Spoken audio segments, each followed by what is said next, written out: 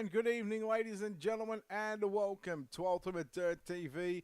Welcome to the Coast to Coast Racing Network for what is another night here, Thursday evening, and a quadruple head of 4 races here on the Coast to Coast Racing Network. It is now time for the Gambler Motorsports Thursday night Thunder Up. First is your RSN Trackside 358 Modified Division. We're about to roll over into qualifying after the RSN Trackside 358. We'll take a look at the Catalytic Recovery Big Block Modifieds, where that will be the first, that will be our races done. Our races done here on Ultimate Dirt TV. However, Coast to Coast Racing Network still live. The Extreme E-Speed TV Pro late models here from the dirt track at Charlotte. Then to wrap up the night, it will be the NASCAR Xfinity cars. They'll head to Kansas Road for 50 laps. So all live on Coast to Coast and all live on Extreme E-Speed TV as we get set.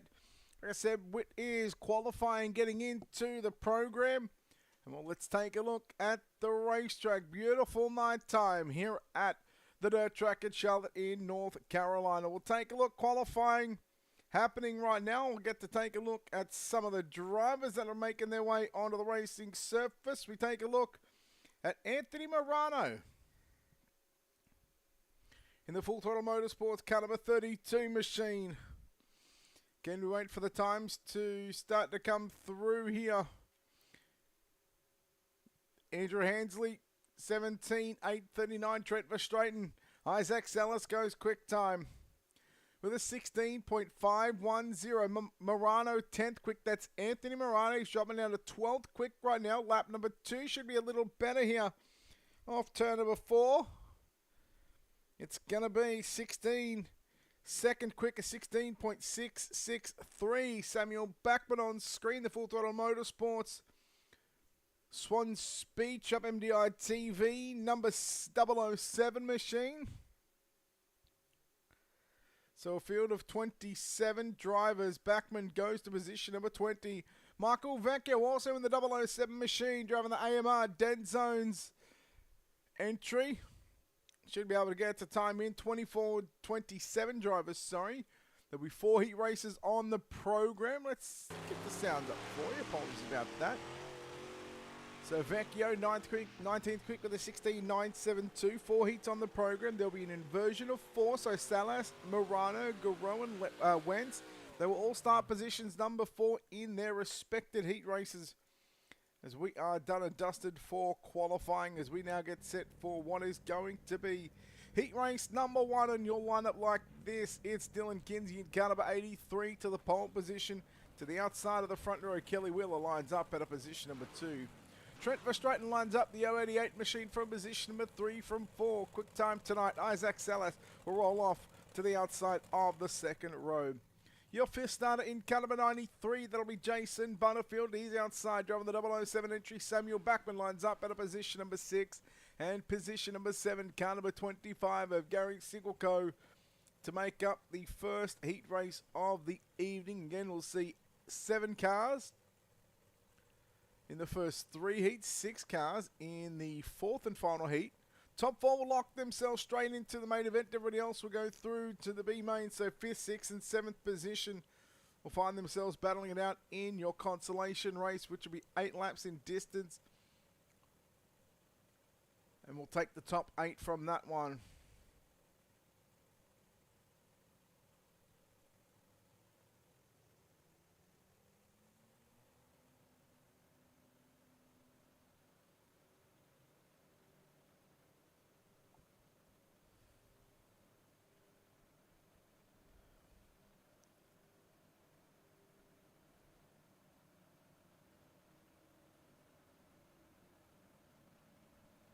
Safety car is in.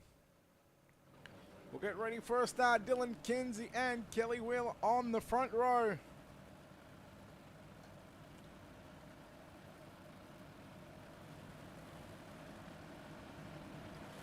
Green flag is out. 6 on the board. Top 4 to the main events.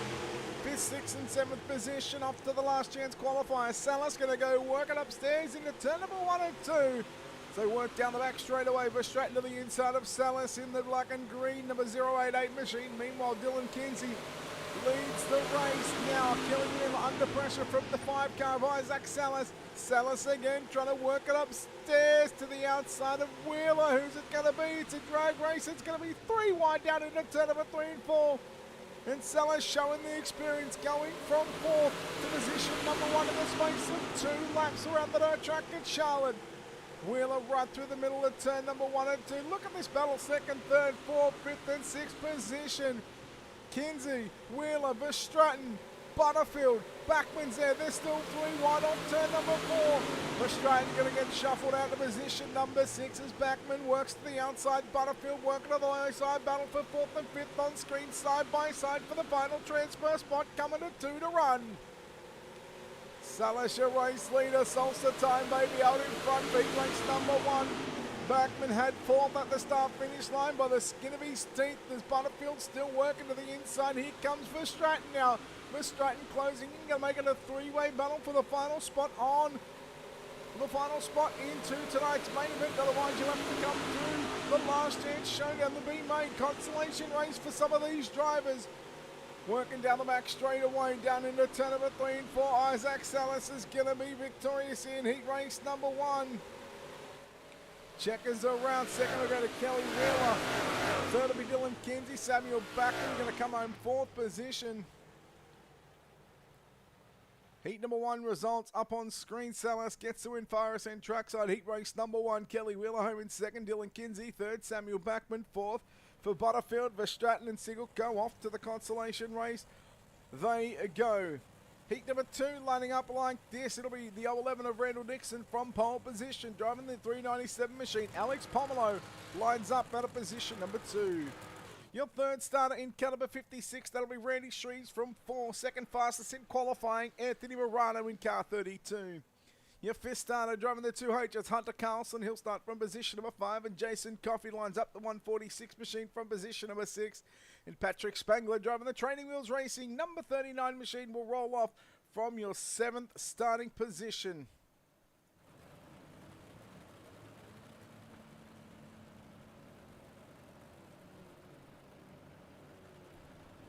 Dixon and Pomelo. Heat race number 2 of 4 here at the dirt track at Charlotte. iRacing green flag comes out, we're underway. 3 wide, Carlson down to the inside of Morano. Shreves decided to go upstairs as Dixon, your race leader from Pomelo. Morano coming back down to the inside, down into turn number 3 and 4. He'll use the very inside of the racetrack. Very different to what we've seen Isaac Salas use there in the opening heat race of the night. Top 4, all 1 in a line upstairs.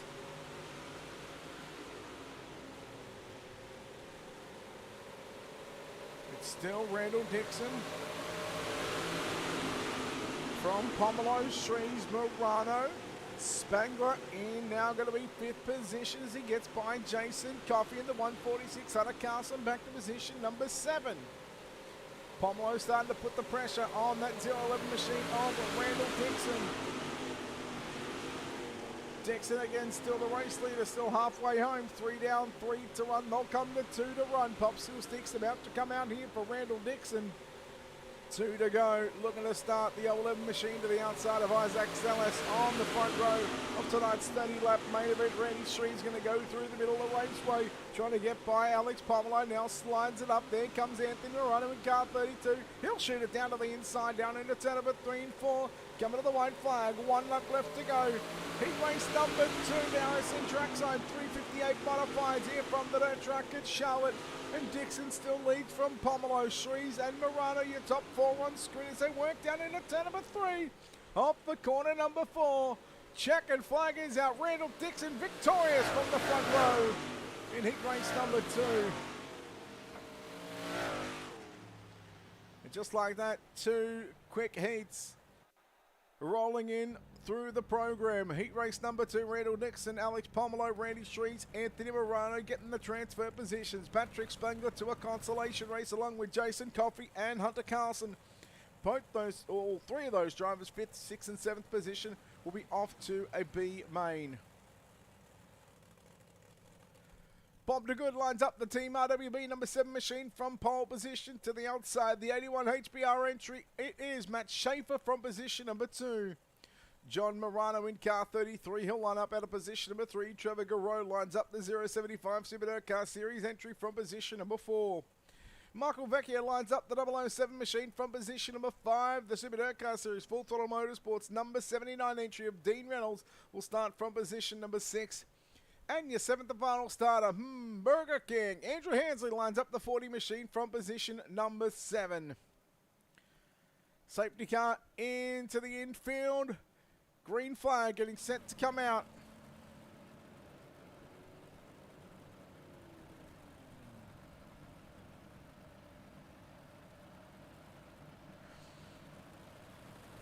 Schaefer needs to get up alongside Bob DeGood. Here we go. Green flag is going to be out.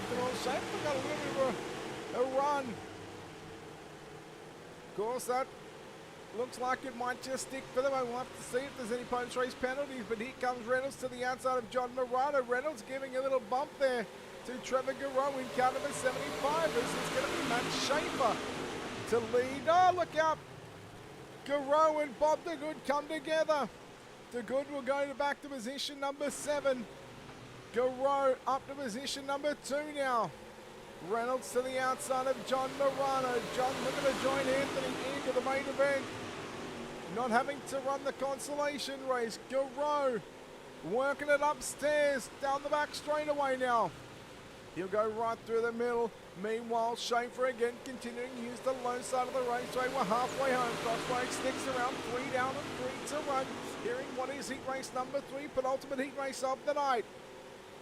Garreau, your new race leader, down into turn number 3. Schaefer will get shuffled back to position number 2. And now Dean Reynolds looking to close in, looking to start a little bit further up in tonight's main event. Driving the Super Dirt Car Series Full Throttle Motorsports number 79 machine. Morano still holds on. That's John Morano. In that 4th and final transfer position as they work to complete lap number 5 of 6, meaning there's only 1 lap left to go. Can Reynolds get by Schaefer here for the runner-up position? But it's not going to matter right now. Up front is Trevor Garreau in car number 075, who will start inside your second row of tonight's 30-lap main event. And just like that, 3 heat races very quickly done here at the dirt track at Charlotte. Trevor Garreau gets the win over Dean Reynolds in 2nd spot. 3rd will go to John Morano. Michael Vecchio in 4th. Andrew Hansley in 5th. 6th is now going to go to Matt Schaefer. He obviously got a little post-race penalty for that one. Bob DeGood will be home in 7th spot. And 5th, 6th and 7th again off to the B-main. The Consolation, they go. 6 cars to make up heat race number 6. Michael Vitale lines up the 213 machine from pole position to the outside. From position number 2, car number 9 of Brian Lawson. Your 3rd starter in the 513 for Team RWB entry, that'll be Jeffrey Barker. From 4, it's the 18 of Logan Wentz. Jake Henry, the 171, lines up at a position number 5, and Butch Baker lines up the 97 machine from position number 6. Final heat race for the RSN trackside.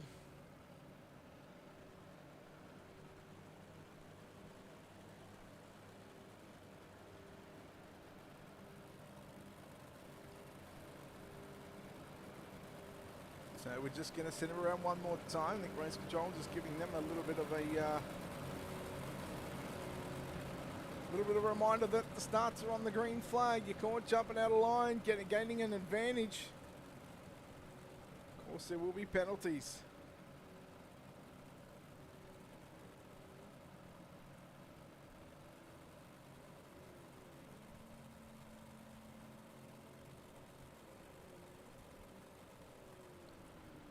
Vitale and Lawson. Vitale in that 213, Lawson in the 9 machine, Barker in the 513, Wentz in the 18, Henry the 171, Baker in the 97. Here we go, a very even launch off for turn number 4. It's going to be Lawson going right through the middle of the raceway. He'll have the race lead as they work into turn number 3 for the first time. Heat race number 6, Logan Wentz going to follow suit. It's just going to drift it up just up for Carleen higher than what your race leader is at the moment. Meanwhile, Jeffrey Barker trying to work down to the inside, 3 wide again, not once but twice. They were 3 wide through turn number 1 and 2. Vitali and Wentz still go at it side by side. Logan Wentz to the outside of Vitali, and it was that outside line that got the jump. 4 of these 6 drivers are going to transfer automatically into tonight's main event. Jeffrey Barker has got the 4th and final transfer position at the moment, but the 97 of Butch Baker. Starter position number 6 coming after the 513 car. Jeffrey Barker has still got position number 4 at the line. Wentz going to tap the wall just a little bit, trying to get a run there on Brian Lawson as they work down the back straightaway. They'll come to 2 to run at the start-finish line. Brian Lawson, Logan Wentz, Marco Vitali, Jeffrey Barker. That's your top 4 at the moment. Then you go back to Butch Baker, Jake Henry in positions number 5 and 6 and 5th and 6th spot. We'll be headed to the consolation race. Lawson, white flag is out. What can Wentz produce here in the final lap around the dirt track at Charlotte? He's got a run, has he? No. Will he go down to the inside? Yes, he does. Trying to make the power move for the race lead down into 3 and 4. Lawson's going to shut the door and checkered flag is out. Brian Lawson victorious here in heat race number 4. So 16 cars locking themselves into the main event. From the heat races, Brian Lawson, Logan Wentz, Marco Vitali, Jeffrey Barker will get those 4 final transfer spots for Baker and Henry. We'll see those drivers here in just a few moments' time. Let's take a look at your consolation race. B-Main, your lineup will look like this. Jason Butterfield alongside Patrick Spangler in row number 1. We go back to the second row. Andrew Hensley in car 40. He'll start position number 3. Butch Baker lines up at a position number 4. Trent Verstraeten lines up the 088 from 5 of the 146 of Jason Coffey from 6. From 7, it's the 81 of Matt Schaefer. From 8, it's the 171 of Jake Henry. From 9, the 25 of Gary Siegel-Coe. From 10, the 2H of Hunter Carlson. And from 11, in car number 7, that is Bob DeGood.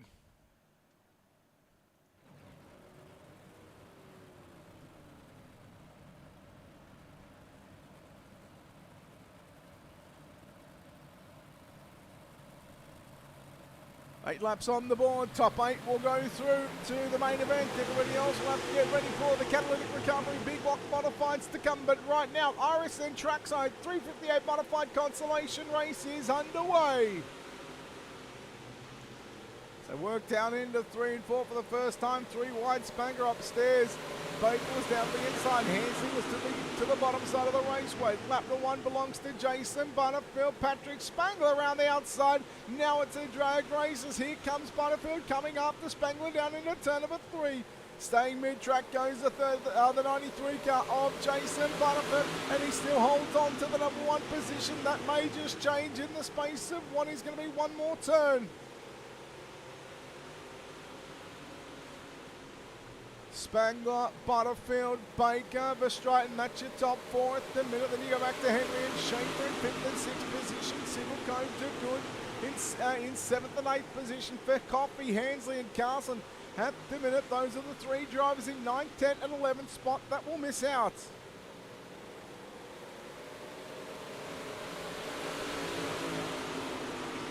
It's going to be Spangler getting into the concrete wall. Butch Baker to the race lead from 3rd to 1st. Thanks to the mistake from the 39 car of Patrick Spangler. Spangler again going to try and live or die by the top side of the racetrack. Butterfield just consolidating right there, right through the middle. Just keeping the car nice and straight, knowing that he's just going to finish inside the top 8. He wants to find himself locked in a transfer position already. It's going to be from position 17 on back for your drivers in your consolation race. A 17 through to 24. We'll have a warm session right after this one. We'll come to the white flag. 1 lap left to go. The 97 of Butch Baker round in front, watching Spangler upstairs once again. Just get into the concrete wall. Doesn't move, Patrick, no matter how many times you try and move it. So work down into 3 and 4.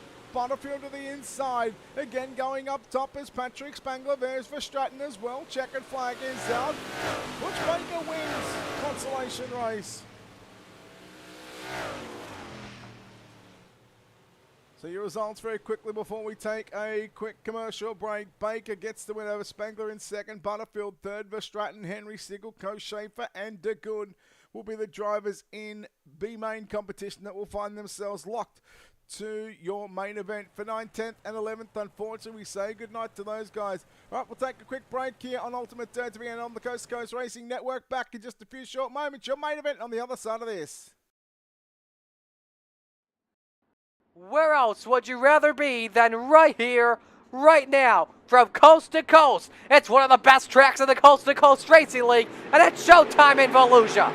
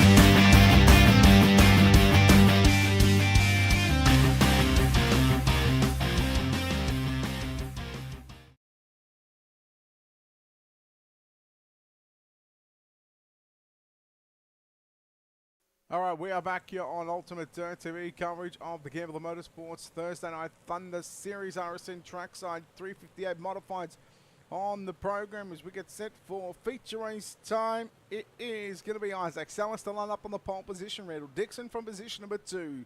From 3, it's Trevor Garreau. From 4, Brian Lawson. From 5, it'll be Kelly Wheeler. Alongside him, it'll be Alex Pomelo from position number 6.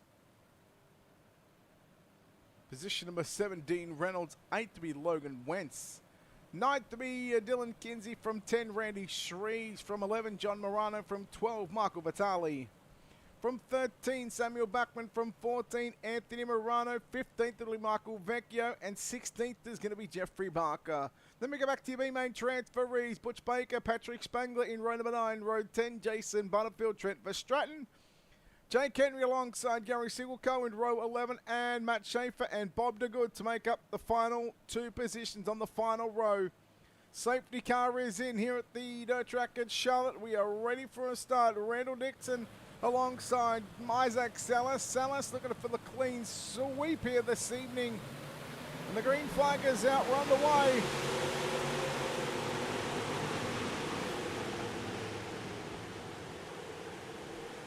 Three wide as they work down the back straight away. Salas going to lead what should be the opening lap. Look out, some contact there. John Romano is on the grass. He got to gather back up as Trevor Garone works to the inside of Randall Dixon. Isaac Salas, he led lap number one. Lawson Pomela making a little bit of contact. Reynolds and Wheeler. Oh boy, problems. Garone. Trevor Garone around. We'll go yellow. Reynolds and Brian Lawson going to be, they might be okay with that one because they'll be in second and third spot.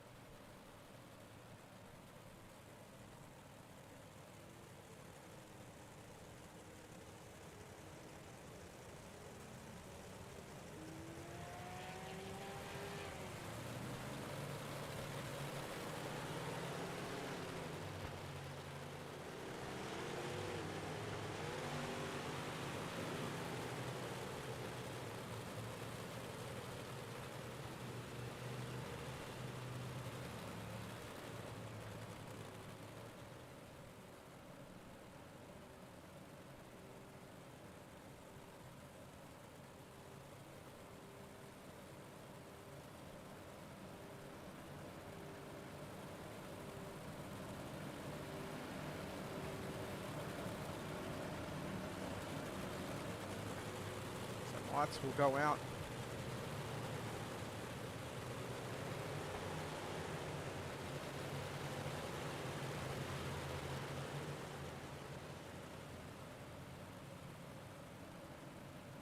Salas and Lawson front row.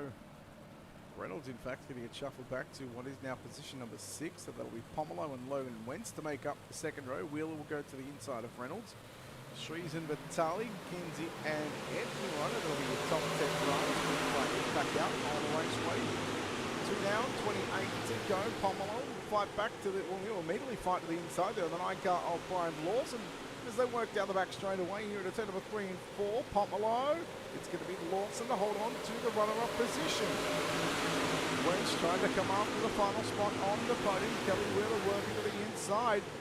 Shrees will get around the 79 car of Dean Reynolds as Reynolds going to slip back now to what is position number 7. Yellow is out once again. Yellow here at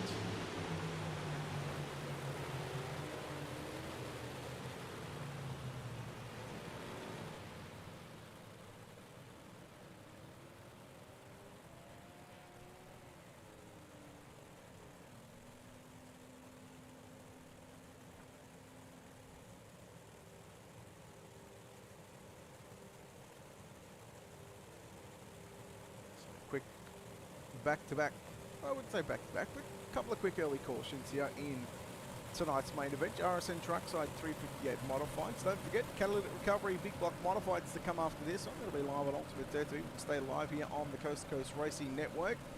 But of course, we'll shut the stream off for the Ultimate Dirt TV side of things. And then while the Coast to Coast, well, we'll still be live. Travis Pearsfield will have the call for the Extreme E-Speed TV Pro late models here from the dirt track at Shelton.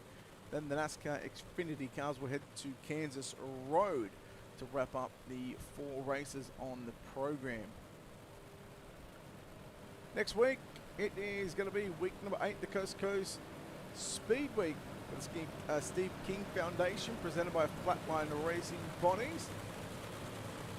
Sunday night, Premier Door Company night number 1. Monday night, it's going to be We Let the Dogs Out for You, night number 2. Tuesday night, Gambler Motorsports, night 3. Wednesday night, Salty Dogs, night number 4. And then the Venom Racing, night number 5 on Thursday night. So a big night next week. If you want to check out the Speed Week, check out Coast to Coast on the web. Get joined in on the action. Salas and Lawson, back to the green we go. 26 to go. Pomelo goes down to the inside. Contact between Wentz and Lawson. It's going to be Logan Wentz to find himself into the runner-up position now. Ryan Lawson will go back to position. Wheeler to the inside on Pomelo. Pomelo through the middle, and Randy Strings working to the cushion through turn number 1 and 2.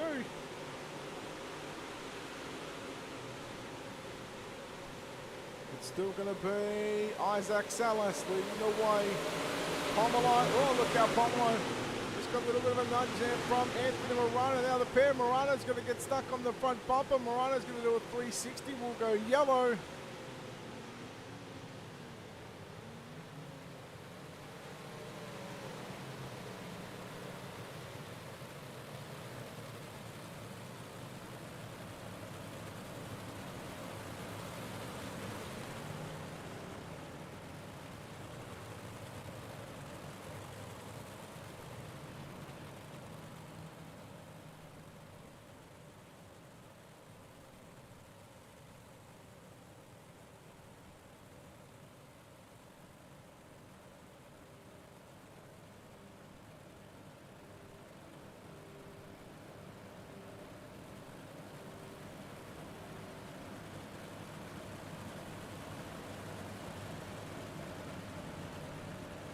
There's the 397 car of Alex Pomelo. Just back there in position number 5. There was a bit of contact at what started with what looked like the first instance there was Morano got into the back of Pomelo. Then Pomelo went for the... No, sorry, Morano went for the short slider. Unfortunately, he didn't clear that 397 car, so Morano will in fact go back to the tail end of the field.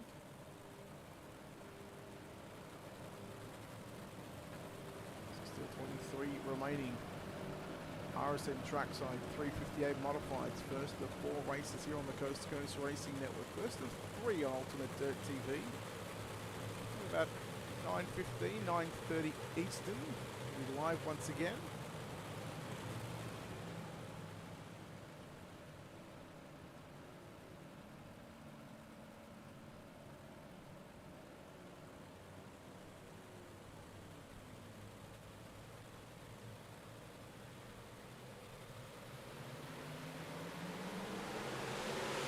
Racing here at the track at Charlotte.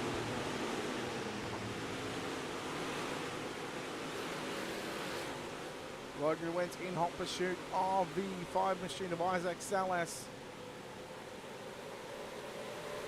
Lawson still holds on to position in the lead. Working Shoes in 4th position. Pomelo going to fight Kelly Miller right now for position number 5 and 6. Here comes Dean Reynolds trying to make his way into the picture. How about Patrick Spangler? Dylan Kinsey, both couple of drivers coming from deep in the field, I believe. We look at the hard charger. Biggest movers down the bottom right. Patrick Spangler up 10th position. So he's gone from 18th position, number 8. And the 39 car is on the move, and albeit in the space of what is now going to be 10 laps complete. 10 down, 20 to go at the start-finish line. Half a second lead for your race leader of Isaac Salas from Logan Wentz, Brian Lawson. So watching Kelly Wheeler, Dean Reynolds on screen. Wheeler through the middle. Kinsey just behind them. Running the low side to the inside of Spangler. You go back to Butch Baker as well, coming through. A couple of drivers who have had to work their way through the B main. He's got the bottom side good off turn number 4. Reynolds again just starting to jump the cushion a little bit in 1 and 2, 3 wide momentarily down the back straightaway into 3 and 4. Spangler trying to think about getting to the outside of the 110 machine of Kelly Wheeler. Now here comes Butch Baker. Look at this 5 car back right now. You can really throw a blanket over him. 3 wide as they work down the back straightaway. 2 by 1 by 2. Now make it 2 by 3. In fact, make that nearly 3 by 3 there. As they drive to outbound themselves into a rhythm. Brian Lawson in second spot right now. Not sure what happened to Logan Wentz. He's back in the pits. I must have missed that one. But whatever it was, we stayed green. Oh, problems, Wheeler. Lawson goes around. Lawson upside down in car number 9. Yellow, let's take a look at the replay. What happened? Oh, Cherie's got the back of him. Shreve's got a run. Just come down the racetrack and Shreves and Lawson, I should say. Lawson goes upside down in a big way. Be able to drive that car back to the pits.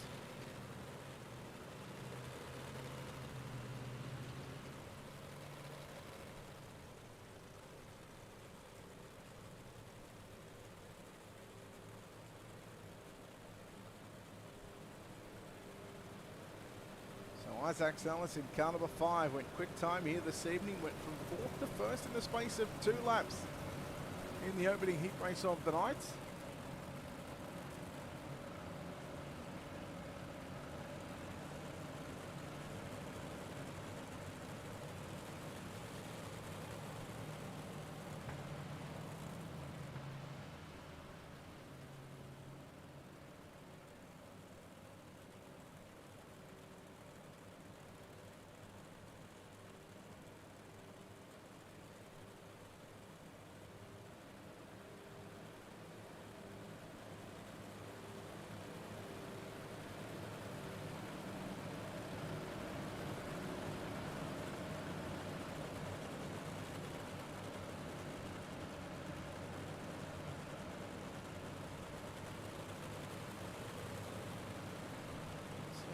Order we will look like this here on the reset. On the restart, Salas, Shreves, Pomelo, your top 3. You go back to Wheeler and Baker, your 4th and 5th, the top 5. Reynolds, Spangler, Kinsey, Batali, and Barker. That'll be your top 10 as we'll come back to the green flag, and we're back underway in tonight's main event with 15 down, 15 to 1. RSN trackside, 358 modified division is already Barker. Reynolds and Spangler went 3 wide. Reynolds and Spangler. Oh boy, it's not Valentine's Day just yet. Didn't know. They were trying to take each other out on a date. They got all sorts of touching and squeezing, feeling on each other. Baker into the concrete wall. Taking a note out of Patrick Spangler's book from the B main as Dylan Kinsey works to the outside, gets past the 39 car of Spangler. Reynolds had to check out for Baker in the 97 car. Again, watching right around Dylan Kinsey, Dean Reynolds, Patrick Spangler, Michael Batali, Jeffrey Barker, Jason Butterfield. So this is to fight to stay inside the top 10. Jason Butterfield just outside the top 10 in the 11th spot will go yellow. Once safety car, the Steve King Foundation, racing.com safety car will come out on the raceway.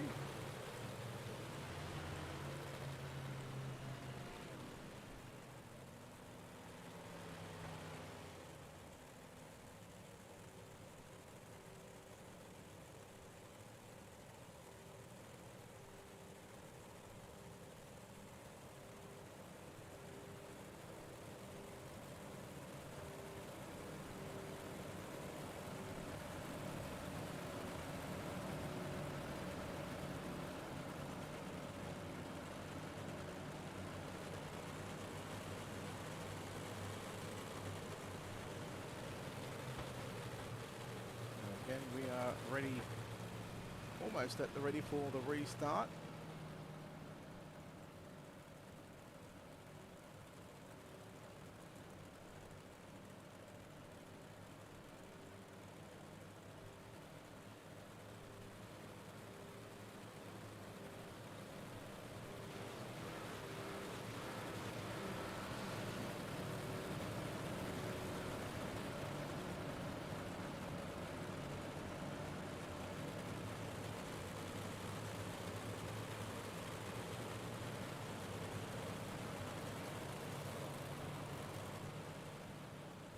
Safety car, no, there it is, safety car coming in field.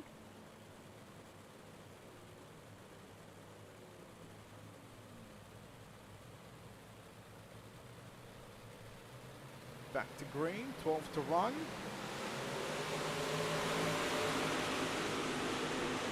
Hey, main again, RSN trackside, 358 modified, back under green flag conditions, and again watching how here comes Kelly Wheeler after Pomelo for the final spot on the podium. So the start of this beach race was a little bit of a stop-start affair, but we did manage to get some good green flag laps in just then, which really Opened up the racetrack, really opened up the drivers to move around. You still see a lot of the middle side playing part here at the dirt track at Charlotte. Bottom side really starting to go away. So bottom is not there, so it's right through the middle or right upstairs, right into the concrete wall. And that's where Baker was.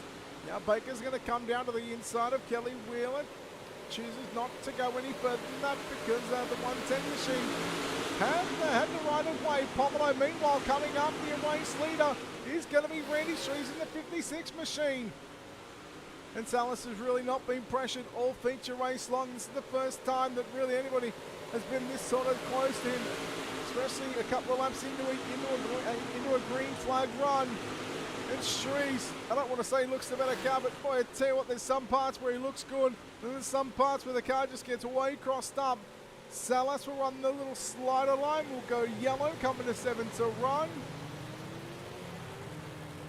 Boy, you just get the feeling that if we could just get these final 7 laps in, if it stays green, if Randy Shreves, if it can stay on the rear bumper of that 5 machine of Isaac Salas on the restart, this RSN trackside 358 modified main event may just be an absolute belter of a finish.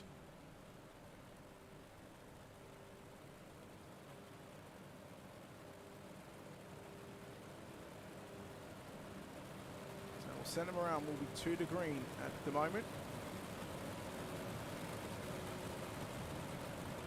Next time bypass the start finish line, the lights will go out on the Steve King Foundation safety car.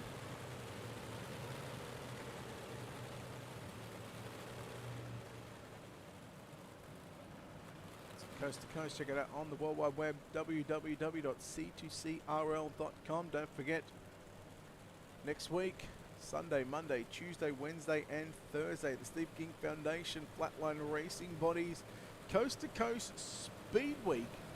For what is week number 8, I can tell you Monday night will be open 360 sprint cars along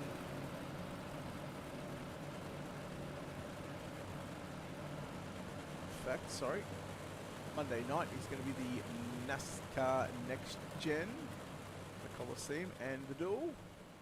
And then Tuesday night is going to be Pro Late Models and ARCA. Pro Late Models from Volusia, ARCA from Daytona.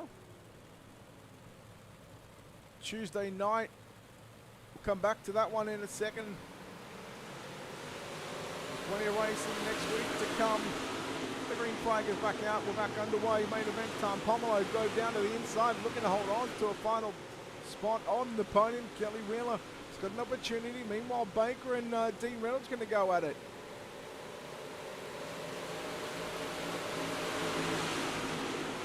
Wheeler will run the mini slider line, get to the cushion in the middle of 1 and 2. Gets a run on Pomelo, they'll come to 5 to run.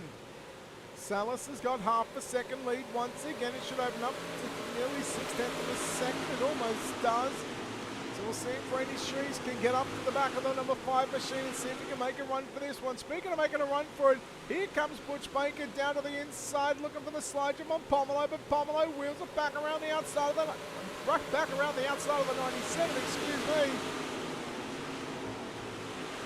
So Pomelo, Baker, Reynolds and Dylan Kinsey all run positions 4, 5, 6 and 7, and they're all on the top of the racetrack through 1 and 2. Reynolds the only car out of the top 3 to go a little higher than the other 3.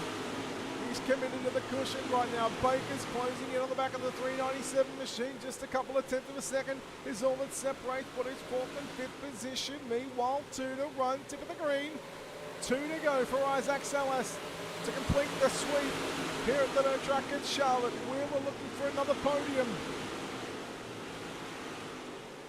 Picked up a podium last week, I think it was. White flag is out, 1 lap left to go for Isaac Salas. He's just got to make 4, 3, now make it 2 turns as they work down the back straight away for the final time. Your Gambler Motorsports Thursday Night Thunder RSN Trackside main event winner is going to be Isaac Salas. Isaac will get the win over Randy Shreves. Second, third will go to Kelly Wheeler. Boy, what a way to open up the night here on your Gambler Motorsports Thursday Night Thunder. We'll take a look at your finishing results for winter season week number 7. Salas gets the win over Shreves and Wheeler. That'll be your podium. We'll chat to those three drivers post-race. Then you go back to Pomelo and Baker make up your top 5. Reynolds in 6, Kinsey in 7th, Vitali in 8th, Garreau 9th, and Barker going to round out your top 10. John Morano in 11th, Anthony Morano in 12th, Dixon 13th, Henry 14th, Sigelco to make up your top 15, Backman in 16th, Schaefer 17th, Lawson 18th, the good 19th, the last car on the lead lap, Butterfield in 20th, he will be 2 laps down, 21st for Stratton, Spangler in 22nd, Vecchio in 23rd, and Wentz, that'll be Logan Wentz to make up the 24 starters in this one. As again, we'll get ready to chat to your podium here in just a few moments' time. We'll wait for them to get out of the cockpits of the virtual race cars. We'll wait for them to head up to where they need to be. And we'll chat to Isaac Salasha, winner Randy Shreves, 2nd place, and Kelly Wheeler in 3rd. In fact, we're ready to go. Kelly Wheeler home in 3rd spot. And Kelly, well, that's, I want to say 2 weeks in a row now. I've spoken to you up here on the podium. Another 3rd place. You got to be happy with this one. Oh, I'm tickled to death. Man, this racetrack was pretty slick there from the start, from the get-go. Oh, the start of the night, how were you able to sort of manage the throttle control and get yourself around and get yourself another podium? Yeah, I'm trying to get better at them slick tracks. Less throttle. Did you feel comfortable towards the end of that race, especially when the tires were starting to wear off?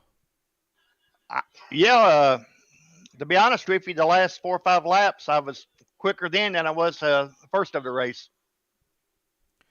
Mate, well done. I don't know if I don't know if I was being more easier on the throttle or what, but I was quicker the last 5 or 6 laps. Well, they say sometimes to go fast, you got to slow down to go fast sometimes. So, hey, mate, well done on the 3rd place. Before we let you go, we'll let you think of it involved on this 110 car. I want to thank my wife for letting me do this whenever I get ready to do it. I want to thank DNS Side and Remodeling, Ingersoll Rand. I got to thank Anthony Morano and some of the FTM guys that's been helping me a little bit. I've been running with them and getting a little bit faster. I want to thank you for doing your broadcasting. I want to thank Coast to Coast for giving us a good place to race. Kelly Wheeler home in 3rd place, ladies and gentlemen. We'll now chat to your runner-up driver in car number 56. That'll be Randy Shreves. Randy, congratulations on the runner-up finish here tonight. Boy, I tell you what, late in those races, those last sort of 10 laps, you were starting to put the pressure. Just a couple of late yellows just sort of halted that run for the 56 car. But hey, well done on 2nd spot. Yeah, it was definitely a fun race, man. It's just, I don't know. It's hard to beat Isaac. All I could hope for in that race was him to make a mistake, and he doesn't do that often. So, I was just, I'm happy to get second to him and actually have a good race for once. I've been in a string of bad luck lately, but maybe we're back. So we'll see. You start 10th in this main event. You pass 8 cars en route to a runner-up finish. Everybody comes out here to win. Some people like to point race and whatnot. What was the goal for you tonight after starting, in the middle of this pack? Really at first I just wanted to make a top 5, but then after getting up there to Isaac, I wanted to win. I want to beat Isaac. He's one of the best, and yeah, that's all I wanted to do. But I can't complain about second. Randy, well done on the runner-up finish here tonight. RSN Trackside 3 for the modified main event. Randy, before we let you go, we'll let you thank everybody involved on this 56 car. Yeah, definitely want to thank my team, LGR Motorsports, Redline Race Design, One Wish Foundation, Wraps and Stitches, KSB Builders, everybody for watching, you for the broadcast, everything from coast to coast. They do an awesome job. Yeah, and I believe that's it. There we go. Randy Shreves home in 2nd spot. Home in 1st place tonight. Well, he knows what time it is. We all know what time it is. It's salsa time. Isaac Salas with the win. Isaac, well, pretty dusty out here, but luckily you've got a broomie to sweep all that dust away. Congratulations on the victory. Yeah, thanks, buddy. I appreciate it. You go quick time by I want to say over a tenth of a Tenth second. and a half. Yeah, there you go. I was going to say about a tenth and a half. 2 laps it took you to go from 4th to 1st in the heat race. That set you up for basically the rest of the night. Then those restarts, the initial start, the restarts, you just drove away from the field. It was all smooth sailing. I want to say up until probably about 10 to go. Yeah, I'm almost positive I burnt my stuff up, to be honest with you, because I just like had no grip after probably our, I don't know, 8 to go or so, probably in there, and I was like, I was skating. It was a skating rink. What goes through your mind when, like I said, when you start to skate like you were, the yellow comes out. Probably in the end, probably you almost saved your race, because Randy at that stage was turning the same sort of lap times, but he was actually closing in on you. That restart, what turned out to be the final restart, how crucial was that to get a good jump on Randy? Yeah, it was. I could hear him actually. I could hear him on my inside every once in a while, so that was kind of nerve-wracking. So after that, caution came out. I just really focused on getting a good restart, getting a good launch into one, and just trying to hit my lines from there. And I think that caution probably ruined a really good battle for the end of the race, to be honest with you.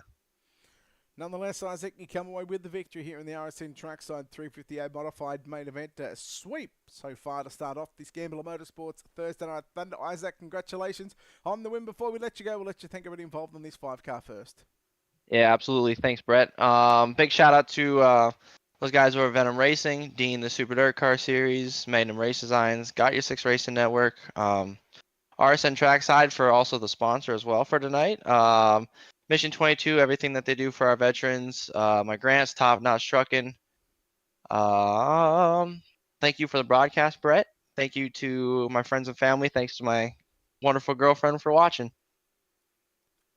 Isaac Salas, the winner here tonight at the Dirt Track at Charlotte to wrap up the first race of the night. Don't forget, we've got 3 more races to come here on the Coast to Coast Racing Network, but for now we have got your big block modifieds to come. So what we'll do, thanks to Catalytic Recovery, we'll wrap this one up. We'll get ready to get into the next part of the program, and well, we've still got quite a lot of races to come here on Ultimate Dirt TV and on the Coast to Coast Racing Network. So with that being said, we'll take this opportunity right now, step aside, take a few moments to take a break, come back with your Catalytic Recovery Big Block Modifieds live from the virtual Dirt Track at Charlotte.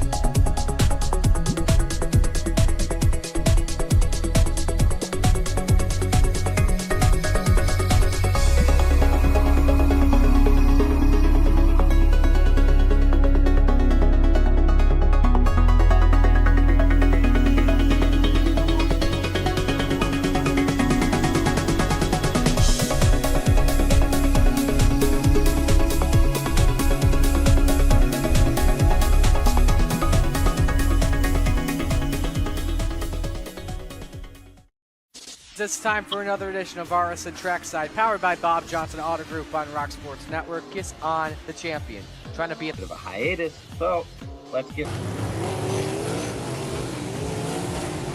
Right, we'll be talking about it.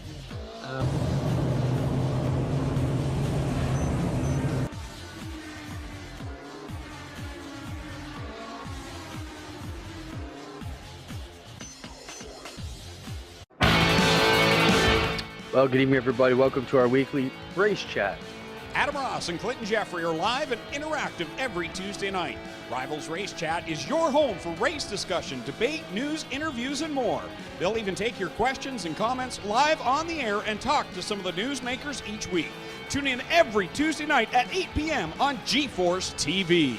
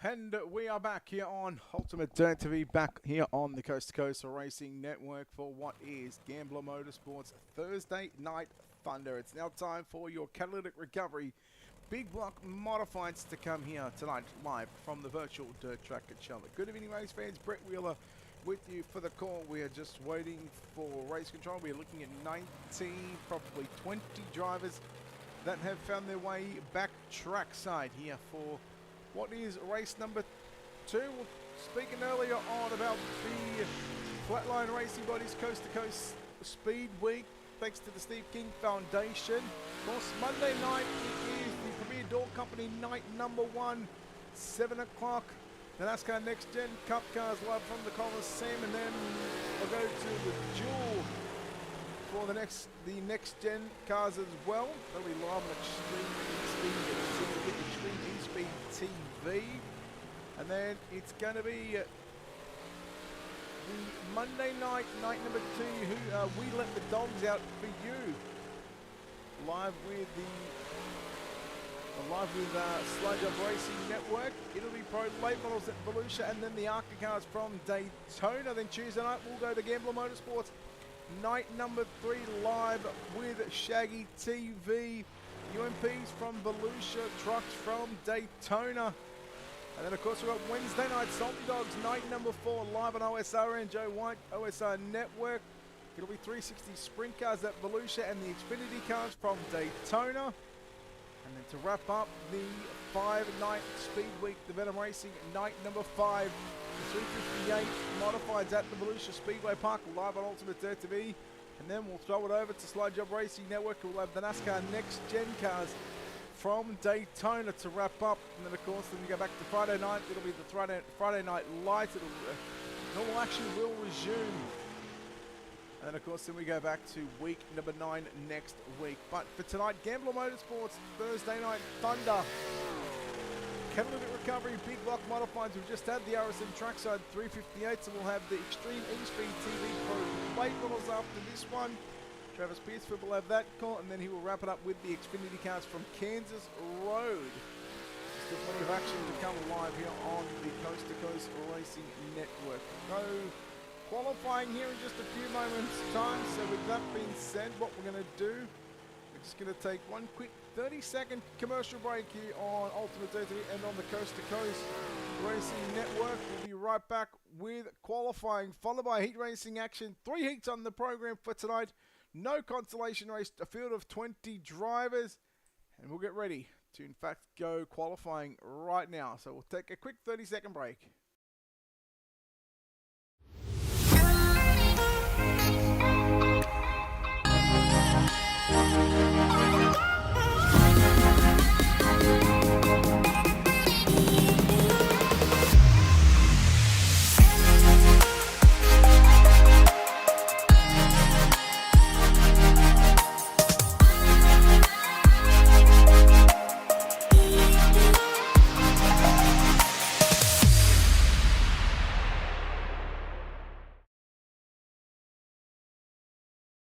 Alright, just like that, we're back here on Ultimate TV, back on the Coast to Coast Racing Network. 20 cars getting signed in to the pit area for tonight as we've got qualifying. They'll have 2 minutes and 2 laps to lay down the best lap time to determine the 3 heat races. There'll be an inversion as well. Of course, after the inversion, we've got heat racing action. Isaac Salas, quick time at the minute. We'll take a look here on screen. In fact, let's see the fastest lap time so you can get an idea of how it's all going for a number of these drivers. There is the 007 entry of Samuel Backman.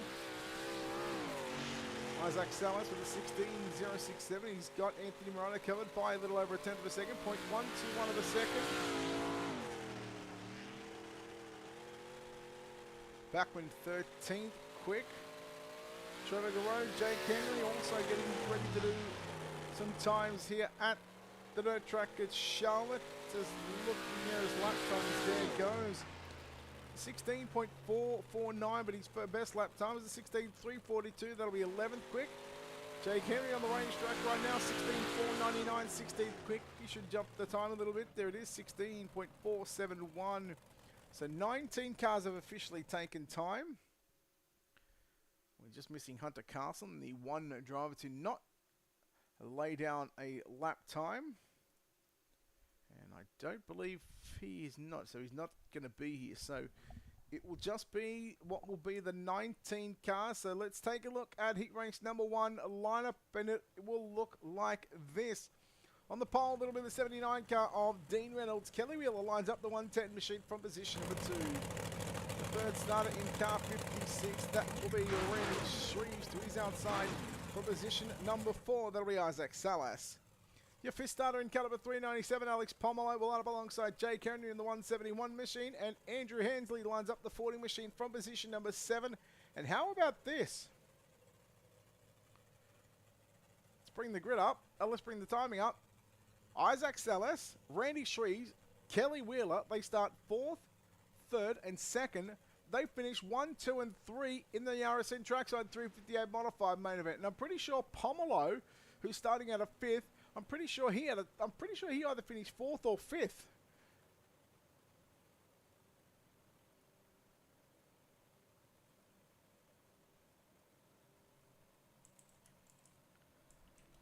So, pace truck is off. We're ready to go racing. Catalytic recovery. Big block modifieds. Here live from the dirt track at Charlotte.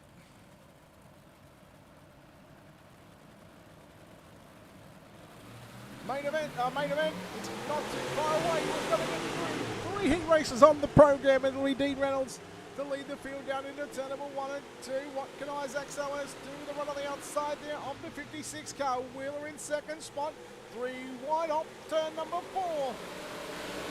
Battle on for the bottom places right now as Kelly Miller finds himself in second spot. Below here comes Isaac Salas. I thought he was going to go for the long slider. Now Salas will get clear of Wheeler down into turn number 3. Dean Reynolds, your race leader. Oh, Shreves just gets into the back of Wheeler. And he checked up just to get the cars going. Reynolds through the cushion, through 1 and 2. Here comes Salas with a run on the inside. Going to protective mode, now goes the 79 car. And boy, Salas had to hit the brakes there. Salas hit the brakes to not get into the back of Dean Reynolds in car number 79. Pomelo in 3rd position, Jake Henry in 4th. Then you go back to Wheeler and Fish. Shreves in position number 6. Hansley in that 7th spot on the raceway. Meanwhile, Reynolds still your race leader with 2 to run up the line. Consolation, can he make the charge once again from 4th to 1st? He done it in 2 laps in the 358 modifieds. Now looking to do it here in the big block modifieds. Who will get the job done here in heat race number 1? Here's Salas with a run down to the inside. They make a bit of contact going down into turn number 3. Who's it going to be? Dean Reynolds victorious in heat race number 1. Reynolds will get the job done in heat race number 1. He will be victorious here tonight. He will start on pole of your 30-lap main event. Reynolds, Salas, Pomelo, Henry, Wheeler, your top 5. Shreves and Hanley make up the 7 drivers in heat number 1. Heat number 2 will line up like this. It'll be Samuel Bachman in the 007 from pole. Randall Dixon in the 011 from position number 2. From position number 3, it's the 83 of Dylan Kinsey. From 4, the 32 of Anthony Morano. Your 5th starter in car number 81, that's Matt Schaefer. From 6 in car number 7, Bob DeGood. And I doubt he's not going to make the starting grid. The 2H of Hunter Carlson was scheduled to line up out of position number 7.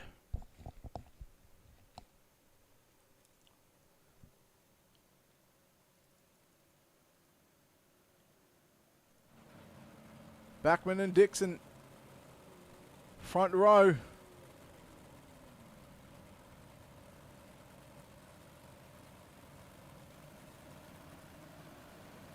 Looking for the green flag off turn number 4. Here we go. We're racing. Bachman and Kinsey. They'll slide it up in front of Dixon. 3 wide as here comes Anthony Morano. To the inside goes Schaefer in car 81. 3 wide once again. Almost making about going 4 wide. And that's still going to be 3 wide. Dixon again to the outside of Morano, who was through the middle, and Matt Schaefer again down to the inside. Schaefer's going to pick up a couple of positions here in heat race number 2. Schaefer now coming after Dylan Kinsey for the runner-up position. Meanwhile, Samuel Bachman leads the race here in heat race number 2. 3 out of the top 4 drivers all run to the top side. Schaefer again, the only car inside the top 4 that it's working it down through the low side into 3 and 4. Halfway home here in heat race number 2, penultimate heat race of the night. Sees Bachman lead the way from Kinsey. Now Morano looking to move into position number 3, trying to get by that HBR number 81 machine of Matt Schaefer. But again, Schaefer just a little bit too strong on the low side there on the exit off turn number 4. He's got it by what is half a car length, but that may not be the case just yet as they work off turn number 2. Here comes Morano. Now Morano's half a car clear down into 3. What's it going to be off turn number 4? Schaefer back to the inside. Morano, he's got 3rd with 2 to run. Make it the white flag out. 1 to go. As Samuel Bachman down into turn number 3. He will be victorious here in heat race number 2. Bachman gets the win from Kinsey, Morano, Schaefer, Dixon and DeGood. Heat number 2 is done. Take a look at those results before the 6 cars get ready for heat race number 3. Bachman, Kinsey, Morano, Schaefer, Dixon, your top 5. DeGood in 6th with Carlson not making the call.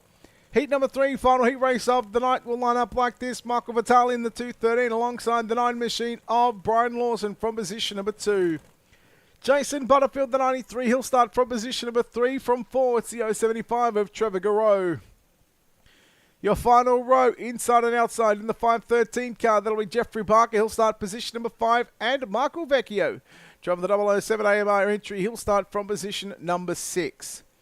After this one, we'll take a break and get ready for our main event. But we're still going to get through what is going to be the final heat race of the night. Let's just fix something up here very quickly so that way you don't have to see what I'm doing. There we go. Now we're looking better. Oh, I didn't want to click that.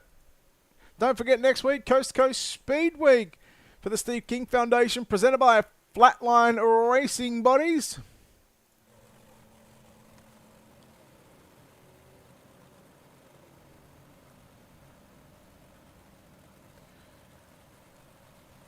Green flag getting ready to fly here at Charlotte. The dirt track at Charlotte in North Carolina. Brian Lawson got a good launch on the outside as they work down into 1 and 2. Vitali will fight back to the inside. Lawson back to the outside. Drag racing down the back straightaway. Butterfield in third. Barker coming after Garreau for 4th position. Garreau back to 5th, but lap number 1 will go to Michael Vitali as he will lead the opening of 6 laps for heat race number 3, final heat race of the night. And it's still Lawson and Vitali as they work down into 3 and 4 again. Lawson on the outside in the red, white and blue. Number 9 Machine, also in the blue, white and red number 213 car. That's Michael Vitali, the race leader. Go back to the Mega Plumbing Bilstein. Yellow and blue entry, that is Jeffrey Barker. He gets by Trevor Garreau, who went 3rd quick here this evening as well. And of course, with the inversion, your fastest qualifiers had to come from the 4-star. The top 3 fastest qualifiers had to start positions number 4. So the inversion playing a factor here here tonight in the heat races should make it for an interesting AMA. Nearly 2x2 we go. Now almost 3 wide as here comes Barker. He's got 2nd spot over Brian Lawson at the start-finish line. And Barker's got the Mega Plumbing Bilstein number 513 car. He was working it down to the low side. But here comes Garreau upstairs now, trying to get a run on Lawson. To the outside he goes, and 3 wide, and here comes Trevor Garreau. In the space of what is now going to be 1.5 laps, he's got it down the back straight away. He goes from 4th to 1st, and Trevor Garreau into 3 and 4. He'll go right through the middle of the raceway. It's going to be Trevor Garreau with the win. Michael Vitali in 2nd, Jeffrey Barker 3rd. 4th at the line is going to be Brian Lawson, Michael Vecchio, Jason Butterfield. There's your official results coming up on screen. With that being said, we'll take this opportunity right now to step aside here on Ultimate Dirt TV and on the Coast to Coast Racing Network. Come back with your main event. 30 laps on the board after this quick commercial break. Where else would you rather be than right here, right now, from coast to coast? It's one of the best tracks in the Coast to Coast Racing League, and it's showtime in Volusia.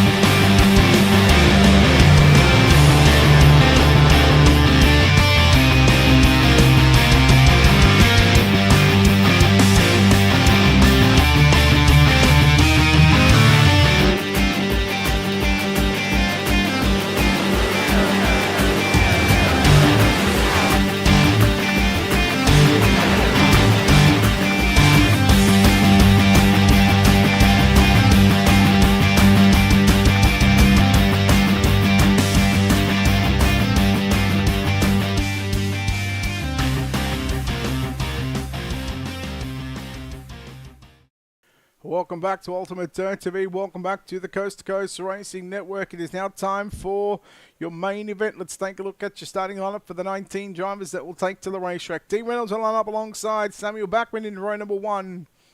Row 2 going to be Trevor Garreau alongside Isaac Salas. Row number 3 going to be Dylan Kinsey alongside Michael Vitale. Row 4 will be Alex Pomelo and Anthony Morano. Row 5 will be Jeffrey Barker and Jake Henry. Row number 6 will be Matt Schaefer alongside Brian Lawson. Row 7, Kelly Wheeler alongside Randall Dixon. Row number 8, Michael Vecchio and Randy Shreves. Row number 9, it'll be Bob DeGood and Jason Butterfield. And your 10th and final row by himself, Andrew Hansley lines up the 40. Hunter Carlson once again not making it here for the main event. But your catalytic recovery, big block modifieds here tonight from the dirt track at Charlotte.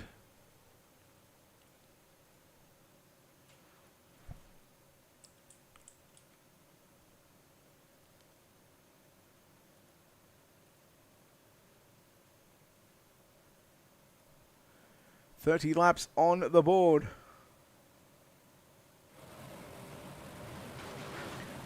Dean Reynolds and Samuel Backman.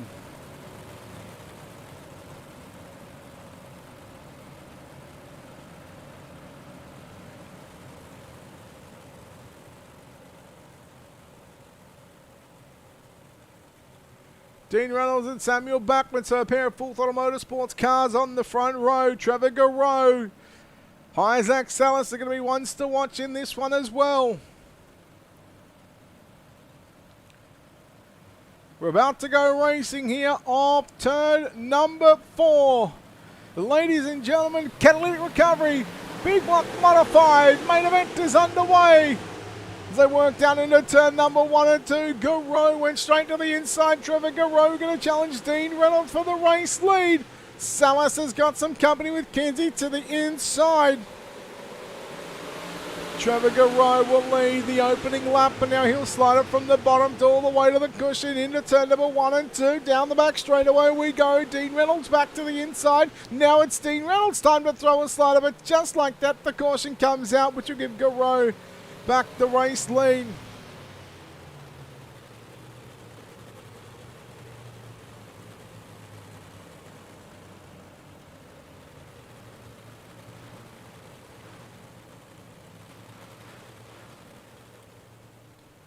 So early caution.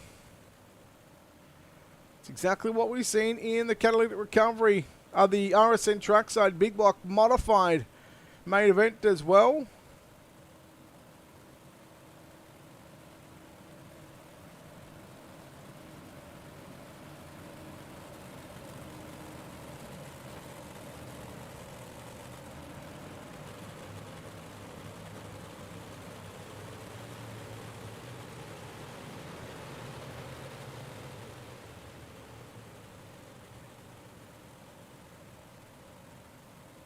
So safety car is in. And it is go time once again.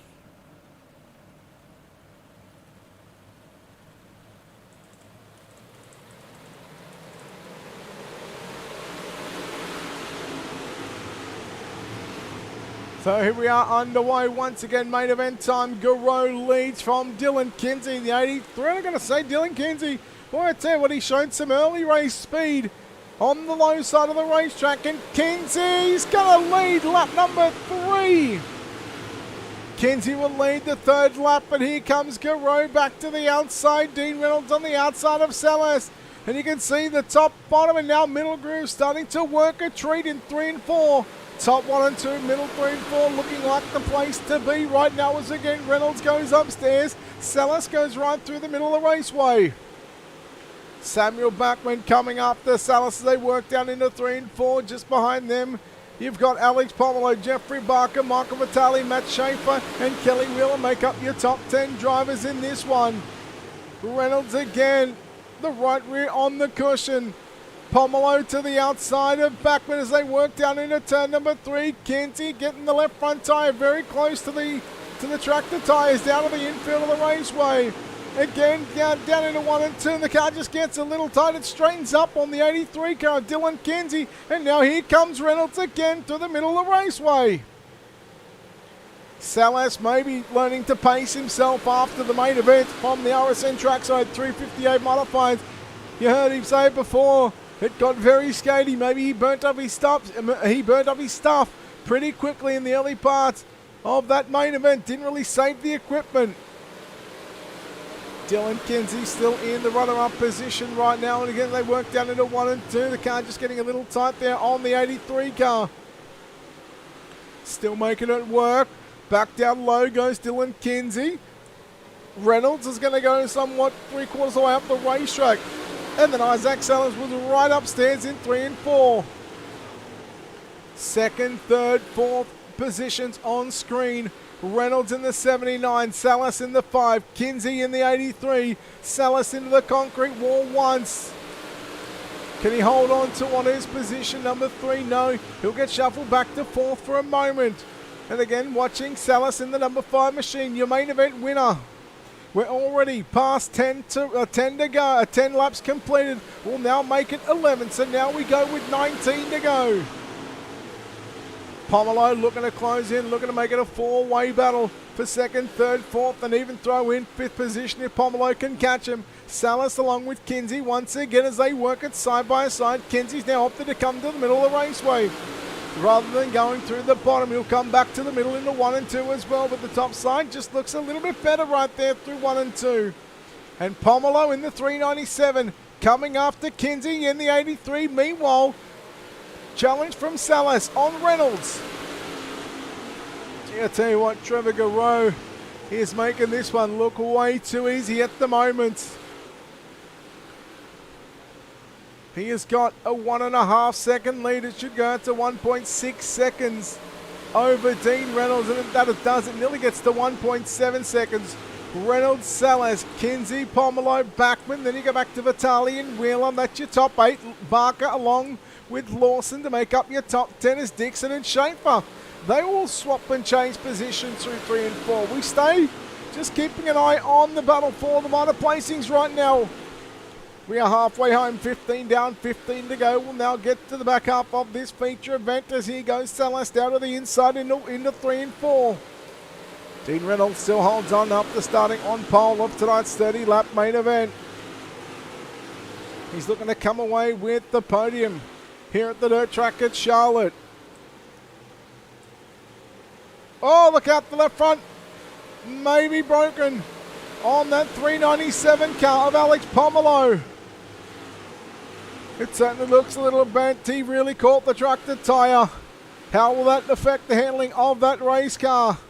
Well, he opts to not go downstairs once again. And now here comes Samuel Backman in the 007 machine. Bringing Backman is Marco Vitali. Meanwhile, Reynolds gets into the wall as Salas through a slider in 1 and 2. And move Isaac Salas to position number 2. Now he's got a 1.5 second gap. Make that 1.6, 1.7, make that in 1.8 seconds. It nearly got to 1.9 for Trevor Garreau. Garreau, let's keep an eye. Salas was 2/10 quicker than Garreau there on the previous lap as they come across the start-finish line. Garreau with a 16.607. Salas with a 16.358. He is already chopped off nearly 3/10 of a second. And Salas is coming. 9 to go for your race leader. Trevor Garreau out in front. Salas hot on the heels and now watching 3rd and 4th position as Dylan Kinsey in car number 83. Reynolds gets into the wall. Kinsey dives down to the inside, looks for the slider. No, backs out of the throttle. Leaves a lane for Dean Reynolds to come back to the outside. So right, work down into turn number 1 and 2. Dylan Kinsey again right through the middle of the raceway. Got to be careful. Dean Reynolds.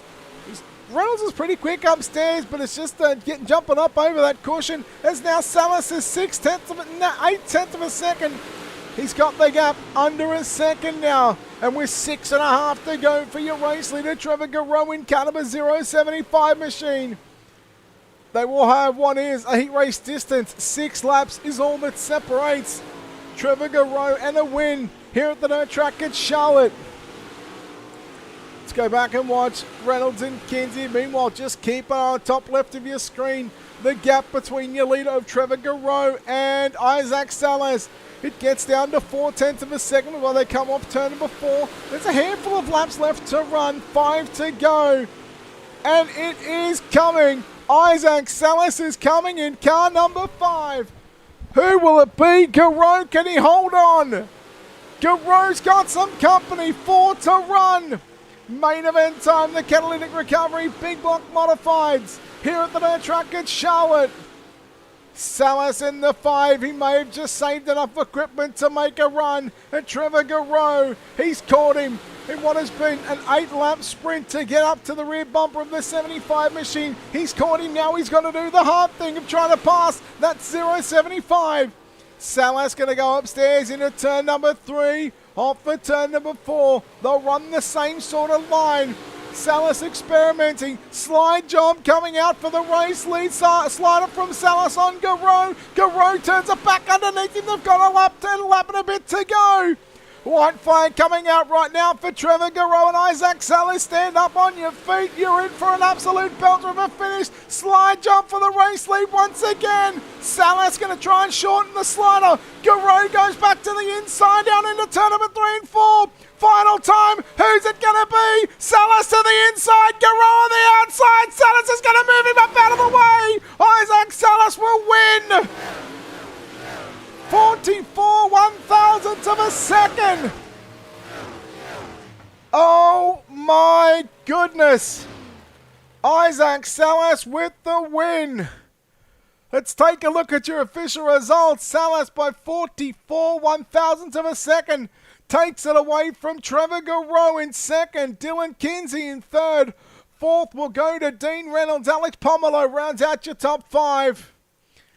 Sixth will be Michael Vitale. Kelly Wheeler in 7th. Brian Lawson 8th. Jeffrey Barker 9th. Samuel Bachman rounds out your top 10. Randall Dixon in 11th. 12th is Anthony Morano. Jake Henry in 13th. Matt Schaefer 14th. Randy Shreves 15th. Then you go back to Bob DeGood in 16th. And the last car on the lead lap, Andrew Hensley in 17th.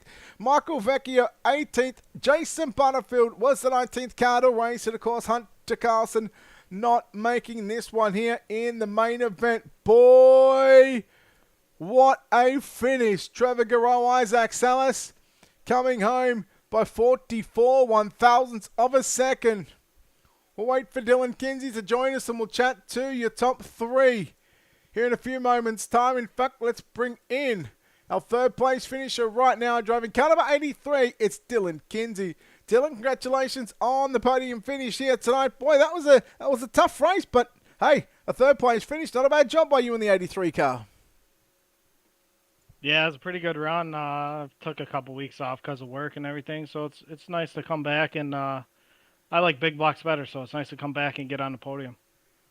Yeah, much like what we've seen in the 358 modifieds, the track was pretty slick. Got a little bit technical there towards the end as well, with trying to move around on the racetrack. What did you make of this racetrack overall? The lines were pretty much the same for 358 and big block. It was hard to move around if you didn't hit the top right in 1 and 2, and somebody behind you did, man, they would get a crazy good run on you coming out of 2. So you just had to stay focused and hit your line. Hit your marks on every corner. Dylan, well done on a third place finish here in the Catalytic Recovery Big Block Modified main event. Dylan, before we let you go, we'll let you thank everybody involved on this 83 team. Oh, yeah, I got to thank everyone at Full Throttle Motorsports, Dean Reynolds at Super Dirt Car, DJ for the Rap, you, Brett, everyone at Coast to Coast that makes this happen. Dylan, well done on third place, mate. We'll see you back next week. Thank you. Dylan Kinsey, third place finisher here tonight in the big blocks. Well, home in second spot by 44 1,000ths of a second. Trevor Garreau comes home in second spot. Trevor, well, I mean, where do we even start with this one? First off, congratulations on this one, but probably one that got away from me there in the end. I mean, let's just get straight to it. Let's go through to those last 5 laps, and especially that finish there coming towards the checker. What a race. I mean, I hope we put on a hell of a show for the broadcast and everyone watching. That was just insane. Not the result we wanted. we probably weren't the fastest car on the track. Isaac probably was, but yeah, that was crazy. I saw him running me down there towards the end, and he was just inching closer and closer every lap, and it kind of put me on my heels a little bit. I made a mistake, got in the wall, and he got right up on me and started throwing sliders, and that's when I started getting really nervous. And yeah, I went to cross him up there coming out of four, and tried to block the bottom there, and I hit the slick and slid up a little bit, left him a lane, and the rest is history. And sucks must have, 44 one-thousandths of a second was all that separated you and a victory with what was, I think, 12 to run. You had about a 2-second lead, so to see the result, like you said, not the result that you wanted, but say still second place finish here tonight. I mean, a hell of a run by you in the 075 machine. You must have been overall happy with the car speed that you showed, especially early on in that race. Yeah, you know what, Brad? I'm really happy because I don't run these big blocks very often. I'm a late model guy, so anytime I can pull off a top five, I'm happy. It doesn't have to be a win for me, especially when you lose to a guy like Isaac. He's pure class, so to finish second to him, I'm all right with that. Now the robot does it again, but hey, Trevor, well done on the runner-up finish here tonight. We'll hopefully wish you the best of luck in the Pro Late Models coming up here in a few moments' time. But Trevor, before we let you go and celebrate a second-place finish here tonight, we'll let you think of it involved on this 075 machine. I want to thank first and foremost C2C and everyone behind the scenes for putting on this league. It's been nothing but a pleasure running in this league with these guys. It really puts your skills to the test, and the Super Dirt Car Series for coming on board, Dean Reynolds, Isaac for that amazing finish, my friends and family, and especially my buddy Trent Verstraeten, one of my good buddies, Caleb Elder and his family who are at home watching. Shout out to them; they're awesome people. And 4-2 graphics for this new wrap, and yeah, just that's it. I mean, what a hell of a race! I'm at a loss for words. Trevor, well done on second place. Wish you the best of luck in the Pro Late Models coming up very shortly, mate. Well done. Thanks, Brett. Trevor Garreau in second spot. Then, well, we might need to call 911 because this guy is an absolute thief. 12 laps ago, he was 2 seconds down. He wins by 44 one-thousandths of a second. Isaac, you're a thief. You're a menace. You know that? Yeah, my bad, man. You couldn't let somebody else win, could you? Not tonight, no. Man. I missed last week. I got to make up for it. All right, let's go half race distance. You're running, I think, third at the time. You're challenging Dean for second. Yeah, Dean makes a mistake. You get clear of him. You look at a 2-second gap with about 12 or 13 to go. What's on your mind right there? Hit my lines as fast and as perfect as I can, to be honest with you. I knew that he was pretty far, and I was like, it's going to probably take just a caution to get this one. And but I want to make it at least interesting and try to get at least a little bit closer to him. And he started making some mistakes. I think he started kind of realizing the relative was kind of coming down and made a huge mistake. He got on the wall, and sometimes when you get in the wall with these cars, they like want to suck up in there. And so you have to go so slow to get him off. And he made a pretty big mistake there. And I caught up a lot of time really quickly right there, thankfully. Let's go to the final 5 laps. And then, of course, those final 2 laps, you're within 2 to 3 tenths of a second. You come to, I think, 3 to go when you first through the first slider, then 2 to go. And just talk us through what was going on behind the cockpit of this 5 car in those final 2 laps, and especially talk us through that last lap. Yeah. My biggest thing was to throw him a curveball, to be honest with you. Nobody had made sliders work in 1 and 2, and man, since the beginning of small blocks, basically. So I knew that he probably wasn't going to be ready for a crazy slider in the 1 and 2. And from there, it was basically just try to be perfect. And coming to white, I was like, I don't know. It's slider city right now. So I threw this deep slider in. Almost broke the wall down. And then coming down the backstretch, I knew he was going to have a crazy run on me. So I tried to almost let him go by. And he hit the slick in 3 and 4. And I had slowed my my turn down so much that I could just drive it right to that bottom little bit of tack there. And coming to the line, I know I was probably leaning up into him. He was leaning down on me. So yeah, I hope it was a pretty awesome finish for you. Just going to say, turn the volume down if you go back to listen to that one. That was an absolute belter of a finish. Isaac, congratulations on the win. Like I said, you're an absolute thief. Somebody called 911 on this guy. He has just taken away a victory from Trevor Gray. But Isaac, congratulations on what is back-to-back wins here at the dirt track at Charlotte. Once again, we'll let you thank everybody involved on this 5-car. Yep. Big shout out to Venom. Man, they were super supportive here tonight. So that's pretty awesome. Dean, the Super Dirt Car Series, Magnum Race Designs for the beautiful car. Got Your Six Racing Network, RSN Trackside, Mission 22, my Gramps and Top Notch Trucking. Thank you for the broadcast so far, Brett. It's always good to talk to you. Thanks to my friends. I know my mom's watching for sure. So thanks to mom and thanks to my girlfriend Kelsey for watching. So I think that's about it. Isaac, well done on the win once again here at the dirt track at Charlotte. Awesome. Thank you, Brett. There we go. A thief in the night. Isaac Salas will win back-to-back modified main events here at the dirt track at Charlotte. We'll bring in Travis Piercefield, who is getting ready for the pro late models here tonight from the dirt track at Charlotte. Travis, how you feeling, buddy? Feeling good, and we'll see if Isaac Salas will steal another one here at Charlotte in the pro late models.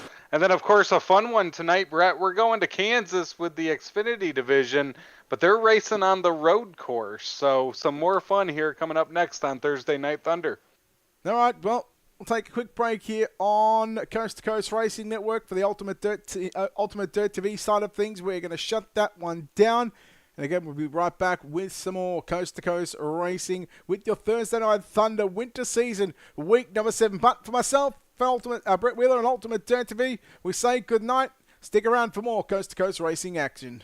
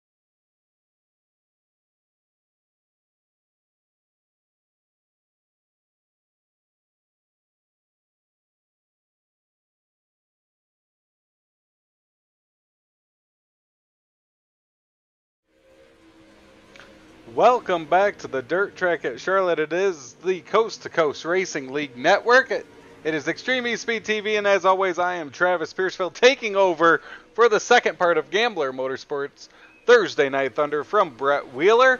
And we are still here at the Dirt Track at Charlotte, here for the Extreme eSpeed TV Pro Late Model Division. And as usual, our in-race reporter John Hine, you're out on the track now. I am. I got this old Bass Pro Shops car all wound up here, and got to give a quick shout out real quick as I'm following him on the track. Brian Lawson painted this thing up for me, and you can find him out there, Magnum Race Designs on Facebook, so got to give him a shout out. But it looks like this track's, hopefully it gets a little closer up to the wall here, but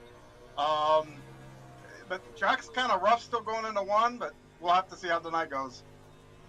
We got about a dozen pro late models here ready to take on the track tonight. You see them out on the track, Anthony Morano, the usual suspects.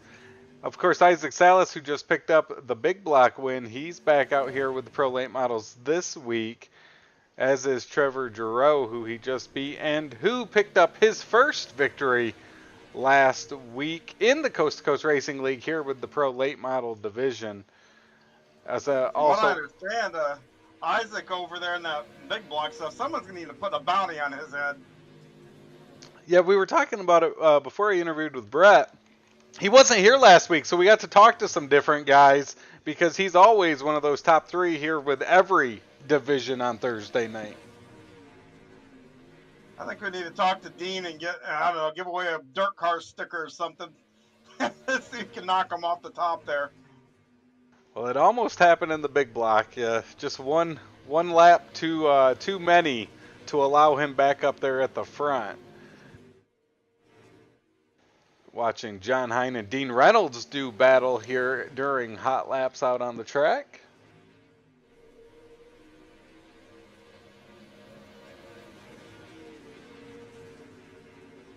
John Hine, the fastest car here during this session. You can see those times here from hot laps. John Hine atop the charts, Anthony Morano second, Michael Vitale third, Grandy fourth, Dean Reynolds fifth fastest. So what's it going to take to come out of here 30 laps in this feature, John, to come away with the victory? Say that again. Sorry, I had Dean talking in my ear. No worries. What's it going to take for the car that ends up winning that 30-lap feature tonight? I think a lot of patience. I think the grew's going to get up next to the wall, so that patience is going to be there, needed to limit mistakes and all that kind of stuff. Because, you catch the wall and damage the car or whatever. Number one, it makes it harder to drive. But number two, if you catch the wall at an opportune time, you got somebody close enough behind you. Next thing you know, you lose a spot or two. And these races with these late models have been pretty close here lately. It seems like there's about 5 or 6 guys everywhere we go. And it's not necessarily the same 5 6 guys, but you usually got 5 or 6 guys that are capable of winning just because the track suits them or whatever. And one mistake can take you from a hero to a zero pretty quick.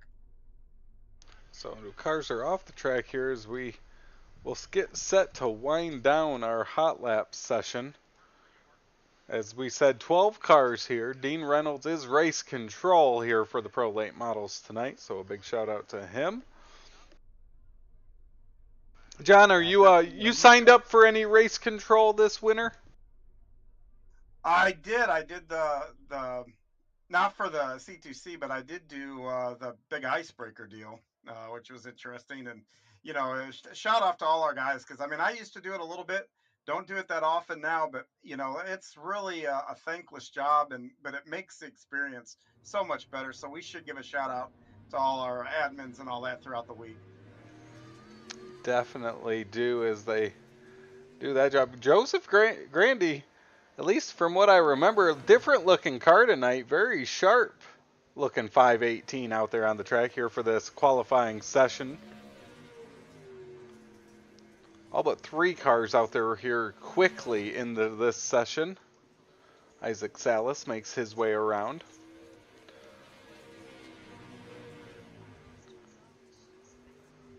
As green flags are out, Joseph Grandy the first time, a 14.79. Anthony Morano second here quickly.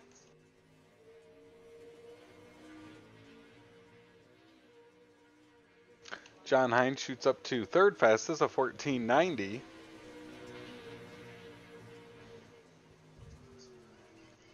Dean Reynolds a fast third fastest time now before Isaac Salas will leapfrog him. Randy Shrews first Yeah. time a sixth fastest. This is one thing about this track that I can take, especially when it's still like this, and this will be important in the heat races. You know, it's a very line sensitive track. I probably was just, I don't know, maybe about a half a foot off and had the right side in the slick right in a turn on it, and then it just absolutely killed my lap. So watch for that. Lane choices and stuff like that are going to be a thing tonight. So I think you're going to want to be on the outside, but we'll see what people choose. We'll see how it plays out, as our fastest is going to be Joseph Grandi, our quick time. Anthony Morano second, Isaac Salas third, John Hine fourth, Dean Reynolds fifth fastest, as it was Jake Henry that did not make a time during that qualifying session. And we're going to head right into our first heat race of the night here with the Pro Late Models. It's the Flatline Racing Body Heat Race number 1, and they're going to line up like this. On the pole is going to be the number 56. That's going to be Randy Shreve. To his outside is going to be Mr. Dirt Car himself. That's good. Oh, excuse me. That's going to be Dean Reynolds. Row number 2 is going to have Isaac Salas and Joseph Grandi. Michael Vitale and Brian Lawson are going to round out the field in row number 3. So it'll be 2 heat races here to set the field for that 30-lap feature event, the Extreme E Speed TV Pro Late Model Division.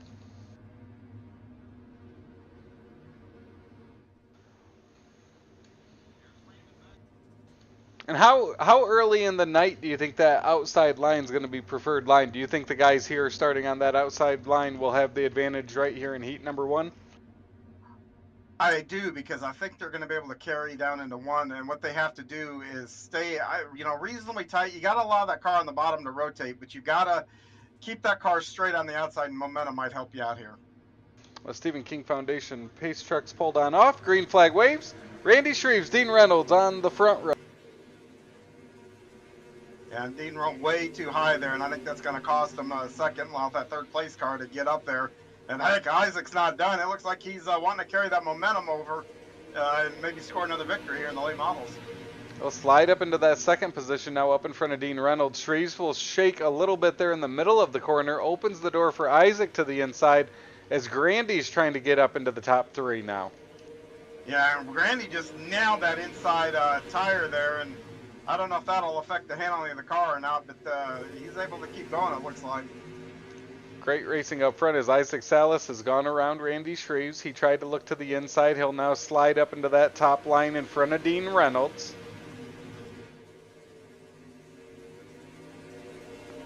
Grandy's fallen in line now as it's single file really up along that middle to outside line.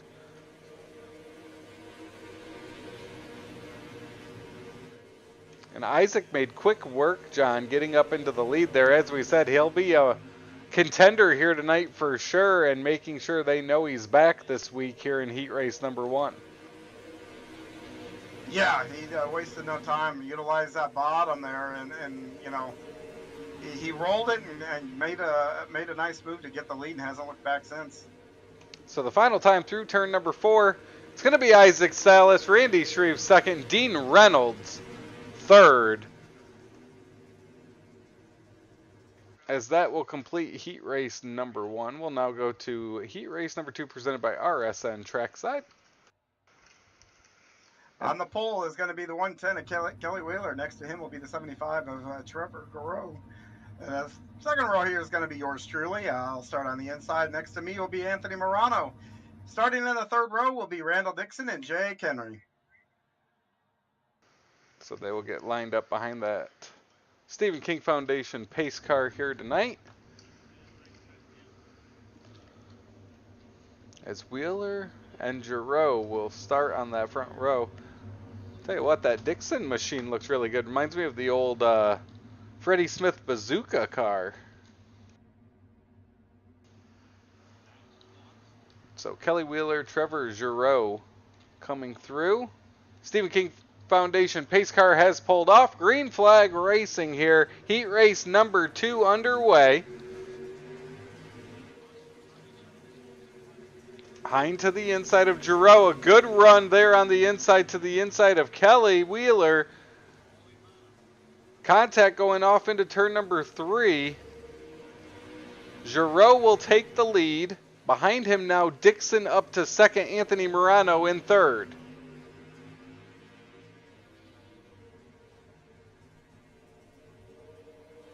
Great battle for second. Anthony Morano to the inside. Dixon to the outside. Morano will use that inside line. He'll pull ahead of the 11 out of turn number 4. Trevor Giroux, who was able to pick up his first career coast-to-coast victory last week, coming back for more here at Charlotte this week.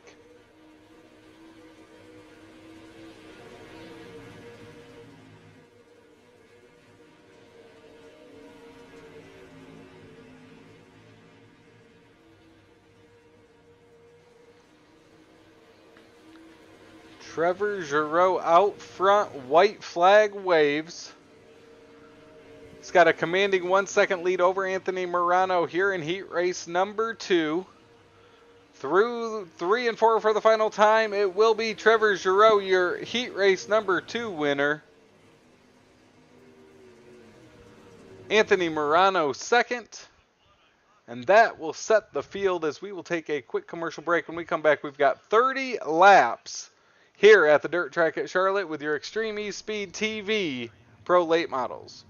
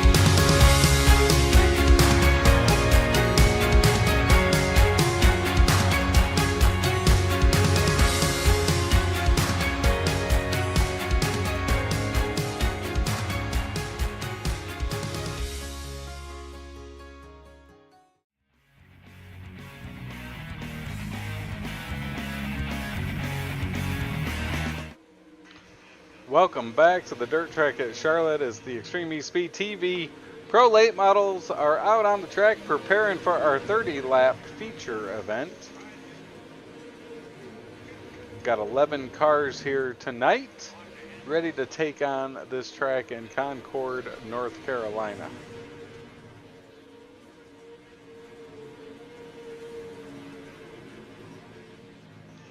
Looking at the times here during this session as it winds down, 12 seconds remaining. Isaac Salas, Anthony Morano, Trevor Giroux, Dean Reynolds, John Hine, your top 5. So the fast remain the fastest here tonight as we will now prepare for that feature event coming up next.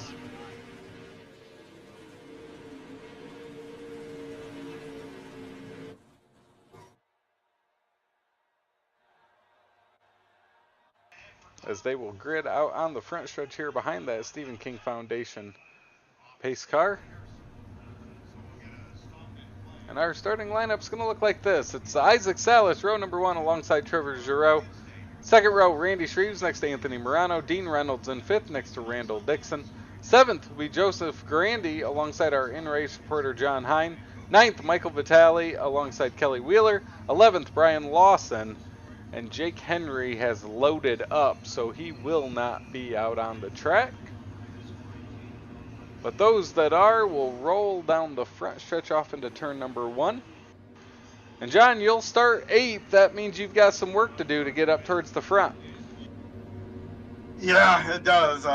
You know, first thing first, try not to get run into there. So, you know, if you got to stay clean, that heat race kind of proved it. A little, doesn't take much to get in trouble here. So, yeah, you know, that number 5 car on the front row definitely is a bit worrisome from where I'm at. But hopefully, maybe Dean or Morano or I can't see who else is up there with him. I think Garreau. So those guys can keep them honest, and maybe I can get up there and join the party.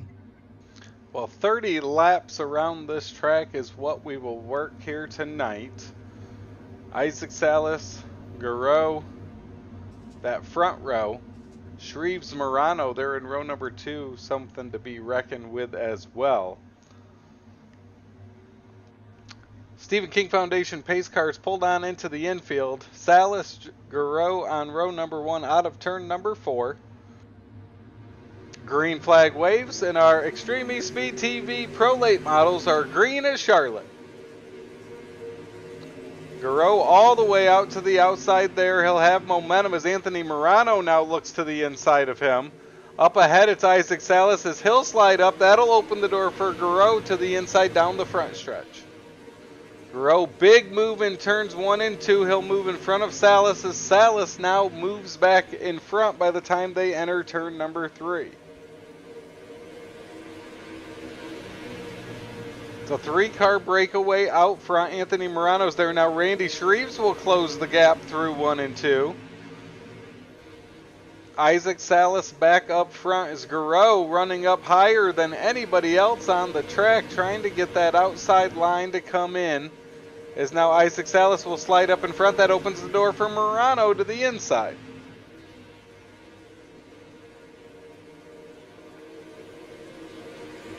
It's a 4-car breakaway up front. Morano to the inside. The other 3 out into that outside line as Morano will slide up between Garreau and Morano. Caution flag comes out. Looks like John Hine involved, Dixon, also Grandy.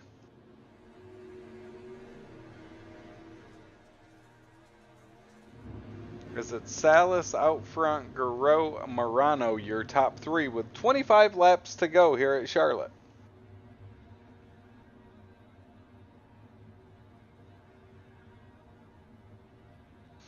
So they'll wait for that Stephen King Foundation pace car. Brian Lawson, John Hine, Dean Reynolds all will go into the work area.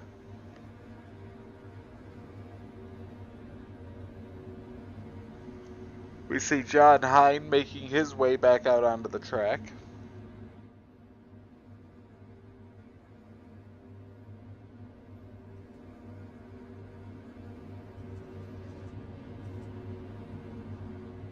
Yeah, looks like I still have ground to make up here, so unfortunate there, and not how we wanted to get this race going. But good news is per the rules, we get a brand new car and go back at it here.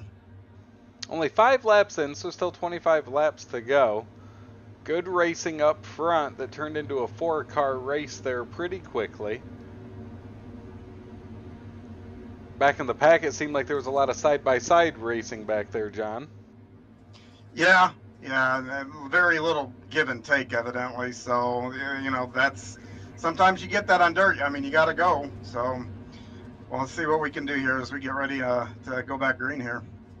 So John will tighten up those buckles and get ready to go back here. As it's Isaac Salas, Garreau, your front row. Green flag waves. We're back to racing action. Morano jumps back into that inside line, trying to make up ground. He'll inch past Guerreau for a moment, as now Randy Shreves will enter. While they race up front, great racing in the back. This is Michael Vitale. He's got Kelly Wheeler, Dean Reynolds, John Hine all under attack behind him. Giroux is held onto that second spot now as Morano's fallen in line. And now really the entire field falls into line down the front stretch.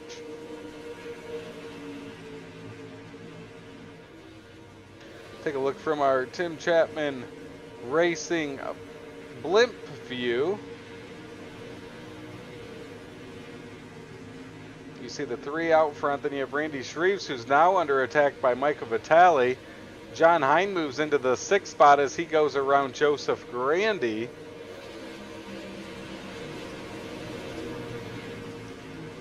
So packs of cars now spread around this track here as we're coming to 20 laps to go. We'll be 10 down this time by.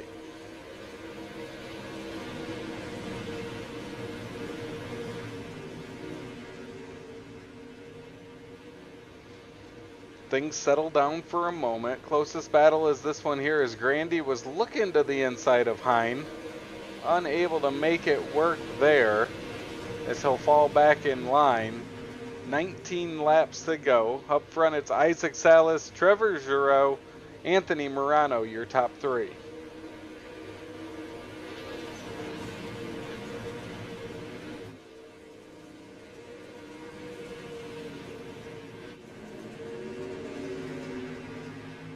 Things tighten up here. This battle from fourth on back, got a four-car battle. That includes Michael Vitale, Joseph Grandy, Randy Shreves, and John Hine.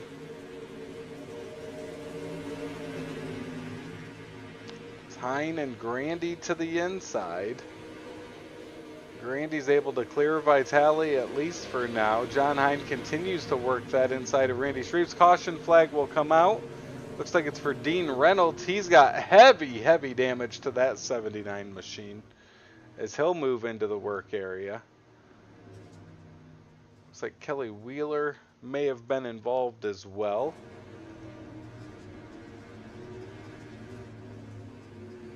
So good racing there. We went 10 laps of green flag run. And John, we talked about it. Has the track changed at all during these first 15 laps?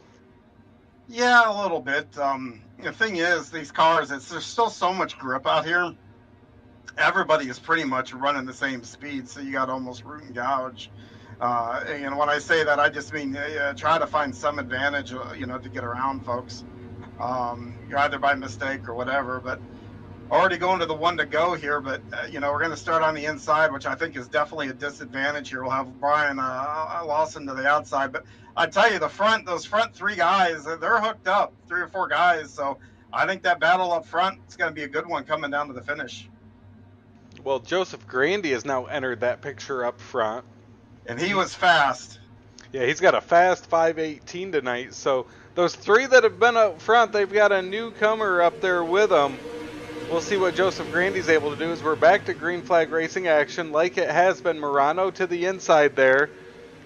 Grandy a strong run, Giroux as well. Mike Vitale poking his nose in there now as Morano to the inside of Salas. Morano came right up in front of Giroux. Not a lot of extra space there as he's got Grandy to his inside. Looking almost 4 wide going into 3, coming to 13 laps to go.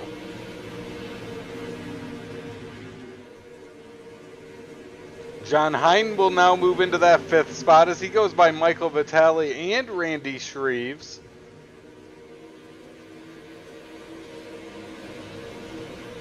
The front 3, really the front 4 have gotten back nose to tail. You've got to go back to that Shreves-Hine battle for the first one. That's for the 5th position. As Hine will clear Shreves. And now set his sights on Joseph Grandy up ahead. You can see the distance between these top 5 cars. 10 laps to go for Isaac Salas, looking to pick up another victory here in the Pro Late Models.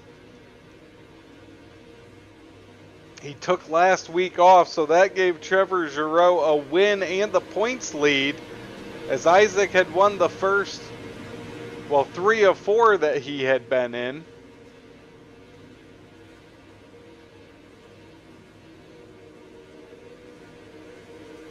Eight laps to go, all really in that same outside line now. As our top 5, Isaac Salas, Anthony Morano, Trevor Giroux, Joseph Grandy, and John Hine.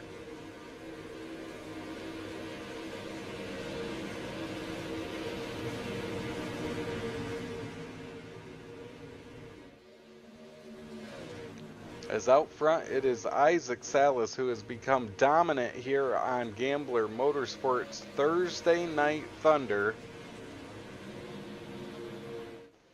Reminder, after this Pro Late Model division, we will head out west to the plains, out to Kansas for some road course racing with the NASCAR Xfinity division. That will conclude our Gambler Motorsports Thursday Night Thunder as always. As Trevor Giroux continued trying to close that gap on Anthony Morano for second, chipping away at it down to 1/10 of a second now. I think we've gotten to the point where Giroux may have the faster car than Morano. He just doesn't have the line to get past him.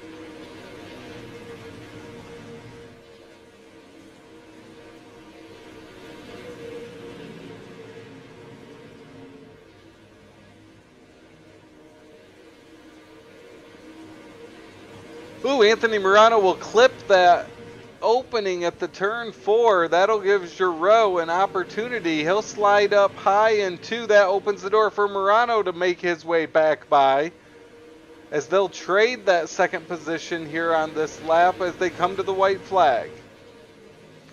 Giroux will slide up in front of Morano again for second. It's Isaac Salas out front. As Isaac Salas will make his way, he will win.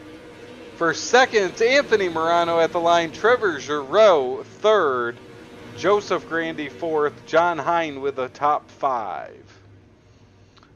Our hard charger tonight will be Brian Lawson.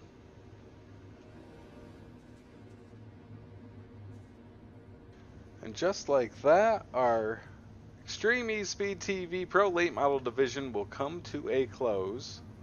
We'll, of course, talk to those top 3 finishers.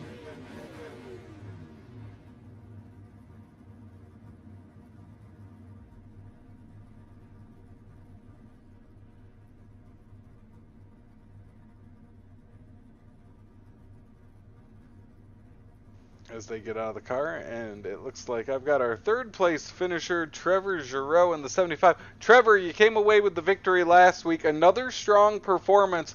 Walk us through that battle, really, of the top 3 cars all night long. Well, I won the heat. I think I won the heat, right? Anyways, but I knew I was gonna start right beside Isaac, so I definitely preferred the top.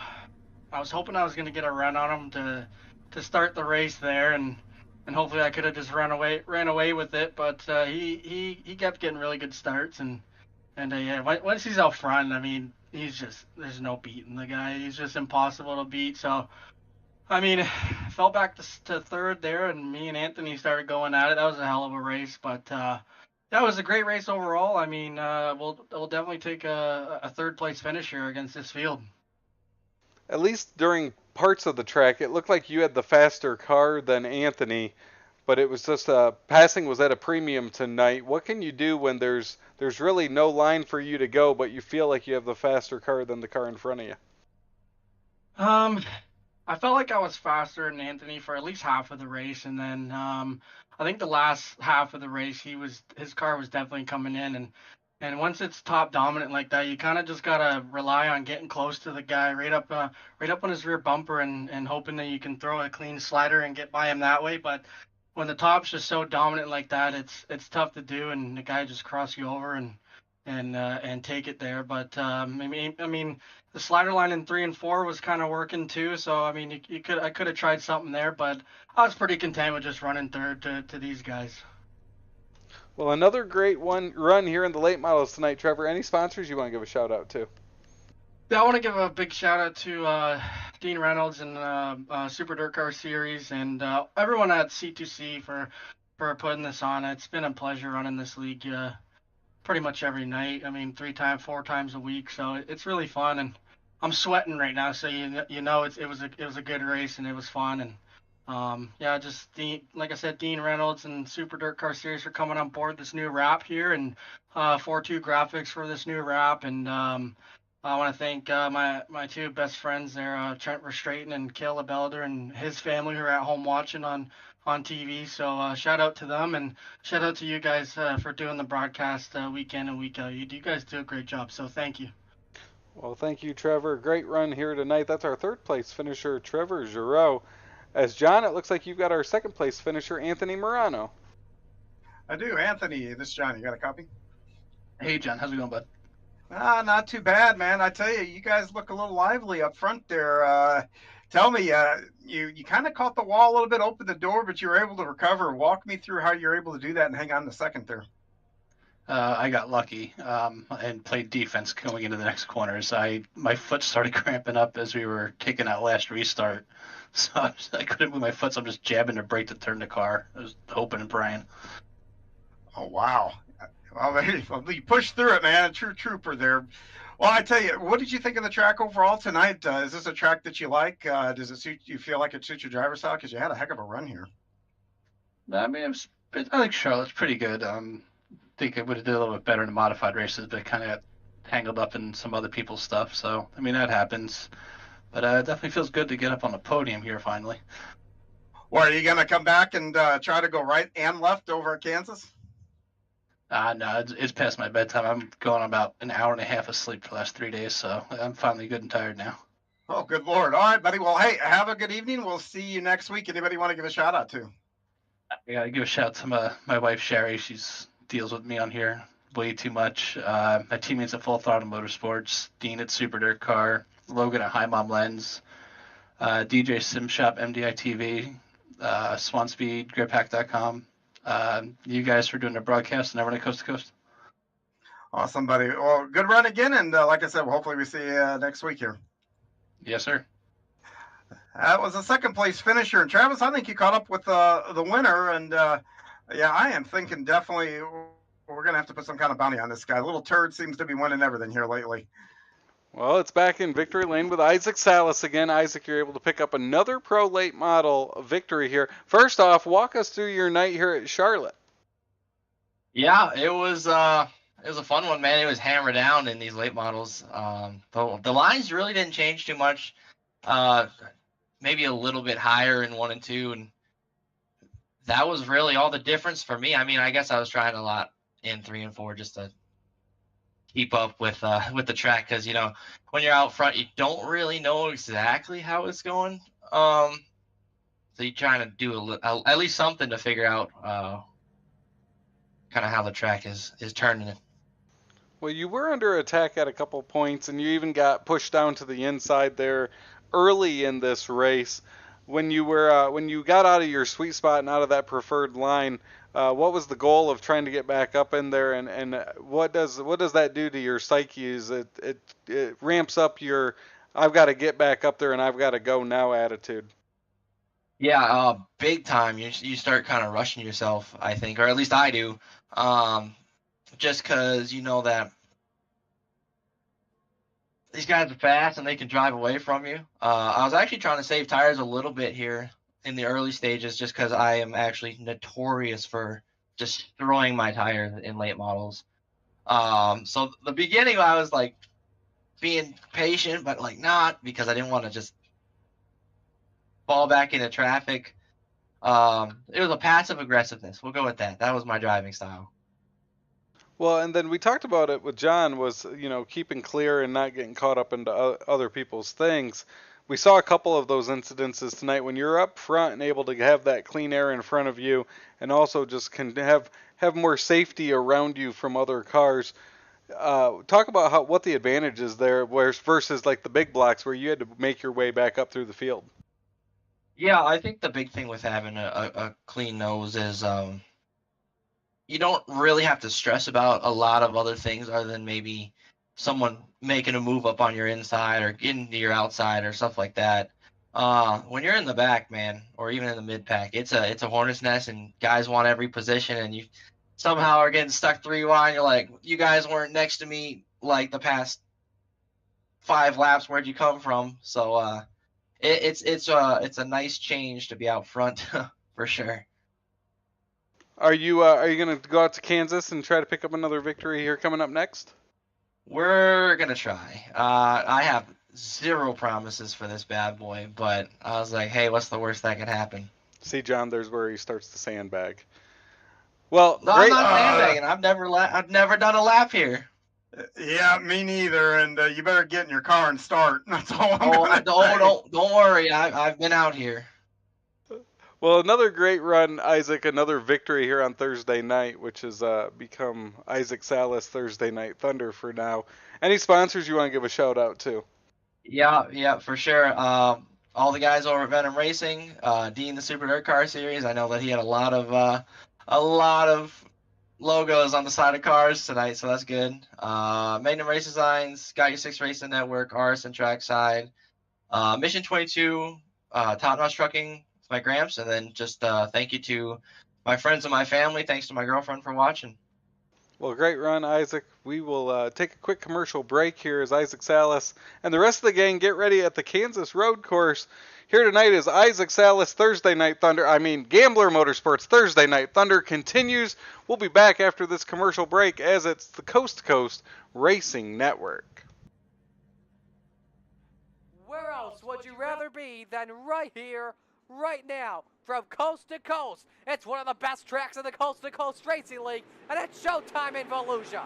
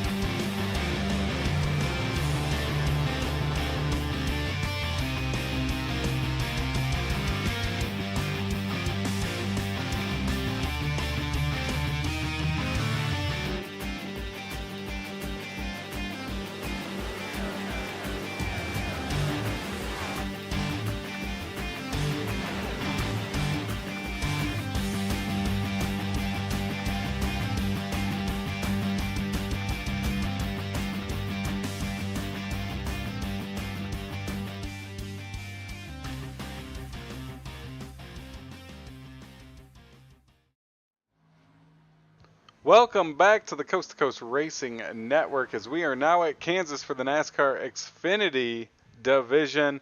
And we are at the road course at Kansas Speedway. Our in-race reporter John Hine, you're out there on the track. Give us a little preview of what's to come here on this track tonight. I missed my prototype. We got a good braking zone right where I'm at right here. This is going to create... I'm going to die. This is going to create right where I just lost it. This is going to create a great passing zone. Guys that can outbrake each other going in right here where I have come to rest. You're going to see passes that can be made right there. Overcook it, you're going to do exactly what I did because these cars are tough to get wound up, especially coming off that trioval. But through the infield here, it's just a matter of, this is where the dirt guys could probably, really be okay through here because this is all throttle control.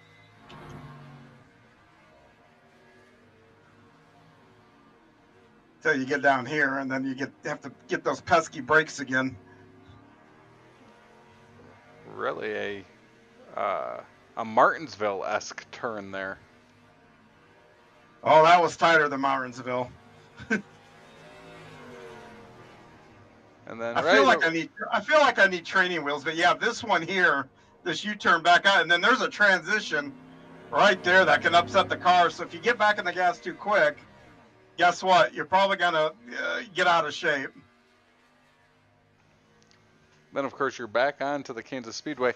One thing I did want to bring up before we got to racing action, John, next week is the first annual Coast to Coast Racing League Speed Weeks. So, of course, the charity event here for the winter season. John, I know you're a part of the board that helps put these together. I didn't know if you wanted to talk a little bit about some of the exciting fun for next week. Yeah, a lot of different disciplines all going to come in. All the proceeds are going to go to the Steve King Foundation, which is a really cool charity that we've been involved with for a number of years and raised thousands of dollars for them every year. So it's cool to have them back on board. Registration, $15, $10 or $15. Forgive me, I looked at the flyer before I got on, and I got rattled by this whole turning right and left thing and I've forgotten. But you can register now. You can register right up to the day of the event. But like I said, lots of different disciplines. Go out to c2crl.com to find out all the information to go and get yourself registered. And hopefully we see you out there. Like I said, you know what? If you like this NASCAR stuff, we got NASCAR. If you like the late models, I think we got the late models. I think there's a little something for everybody next week. And what a cool event it is. Yeah, it'll all start on Sunday night with Premier Door Company with the Brandy-Built Racing Next Gen at the Clash, 100 laps there, and then the duel for the Next Gen cars at Daytona. So 2 duels there, 30 laps each, and then 2 disciplines the rest of the week, Monday through Thursday. So make sure you tune into that right here on the Coast to Coast Racing League. It's Keith Jackson atop the charts here with the best time so far, a 1 minute 17 and a half second run, as he's made 35 laps. Only Gary Offit has made now 39 laps, has made more. I've made 1 that I probably didn't wreck on. So I think tonight's strategy is to probably go out there and turn a lap or 2, kind of look at what the fuel window is going to be. And I think I might just park the 071 and come sit up in the booth just for self-preservation. I don't think Gambler's got a big enough budget for me to keep replacing cars about every other lap. Well, we talked to Isaac Salas, who we're watching on the track now. He, of course, picked up the big block win, picked up the late model win. He was trying to play coy about this course, but after getting here and seeing it, John, I think it's going to be like some of those road courses we've called in the past, where it's going to be a lot of cars spread out, a lot of strategy coming into play, and it's going to be mistakes that will cost you even bigger here on a track like this.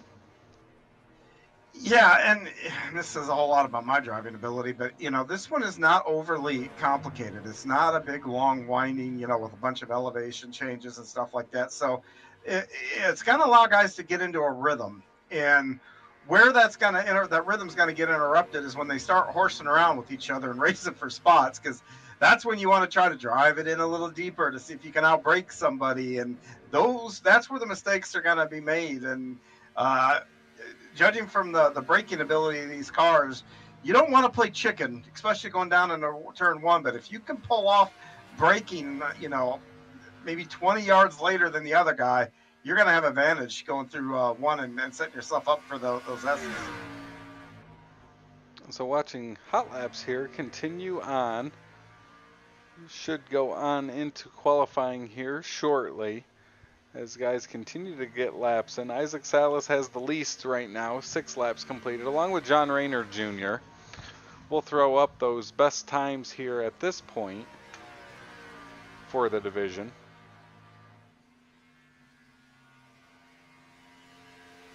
As you see, it's Keith Jackson, Donovan Ross, Colin Johnson, Jack Clevenger, Greg Parmalee, your top 5. Man, and we just watched Jack Clevenger at that transition from in turn number 1, John. If you take it at the wrong angle, it can throw your car off to the side pretty abruptly. Yes, I've actually been toying, and it's probably the wrong way to do it. But I've been toying and staying on the apron of the track up until you merge on the backstretch like you would coming out of the pits. I'm coming up to it now, but I'm also probably taking it significantly slower. I'll see there's somebody else in front of me. I don't know who that was. Did the same thing. Rather than coming right up on the track, just kind of doing more of a natural blend here like this. As we ride along with our in-race reporter, at least for now, the 71 of John Hine. Yeah, you need to get the camera off me before I get to turn 1, because all I'm going to do is wreck again. We'll pick somebody else out here on the track, see what they're going to do. I'm supposed to talk like I know what I'm doing, but if the camera's on me, everyone's going to know it's just a house of cards, and I don't have a clue. Well, I think it's just such a unique course with these Xfinity cars that I feel like it could have some opportunities to cause some comedic incidences. Some that maybe we haven't seen since the old the Enduros we were doing. Yeah, I mean, if I stay out there too long, I'm going to be a one-man enduro. It's hard to believe. I mean, I ran a 24-hour race last weekend, and I did it. I don't know, it was like 225 laps around Daytona, and I did it with, I think it was like 9, 10, maybe actually it's probably 11 or 12 incidences. I think I've already beat that just in the 5 laps or so I've done here. Well, it says 3. I don't know how that's possible. I've slid off the track about every corner. Isaac Salas parked there. Terry Landis out on the track. He's in the Yahoo car. Not to be confused with the Nesquik car. Yeah, which I don't see the Nesquik car, so I guess there'll be no mixed drinks this weekend. Just Yoo-hoo. This Thursday. I forgot to tell Terry, I work at Bass Pro, and they have Yoo-hoo chocolate bars. I keep wanting to ask Terry if he's ever had one of those. Seems like you have a Yoo-hoo drink and a Yoo-hoo bar. I think Terry might be in high heaven. I feel like they have a candy bar for everything now, every flavor. We went and cereal too. I mean, I was going down to the cereal aisle. I see Reese's cereal, Little Debbie snack cake cereal. Yeah, we went to Universal last fall, John, and we grabbed some different candy bar flavors, and there was we did it for the kids, but we all tried them, and there was one that was like a bubble gum flavor. Don't recommend. There was a Trix. Was it the Hogwarts? Did you do the Hogwarts ones? Oh yeah. There was some Harry Potter ones. The one that I remember. Yeah. Oh, it was going to Universal, so that's what I was asking. Yeah, the Minions banana one was absolutely disgusting. The kids loved it. Oh, but I don't remember those. We went there a few years ago, and the one that I did like was the donut from Springfield that you got over there. That I liked.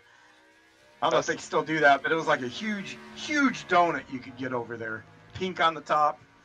That sounds good to me. Yeah, it was at Apu's. There was they did a replica of Apu's. I forget what ride was over there. Looks like 2 cars. Well, Landis is parked. 1 car out there. It's Jack Clevenger trying to get all that he can get in as we finish up our practice session. which is going to move us on to our qualifying session, which will come into play here on getting that good starting position before heading off into turn number 1.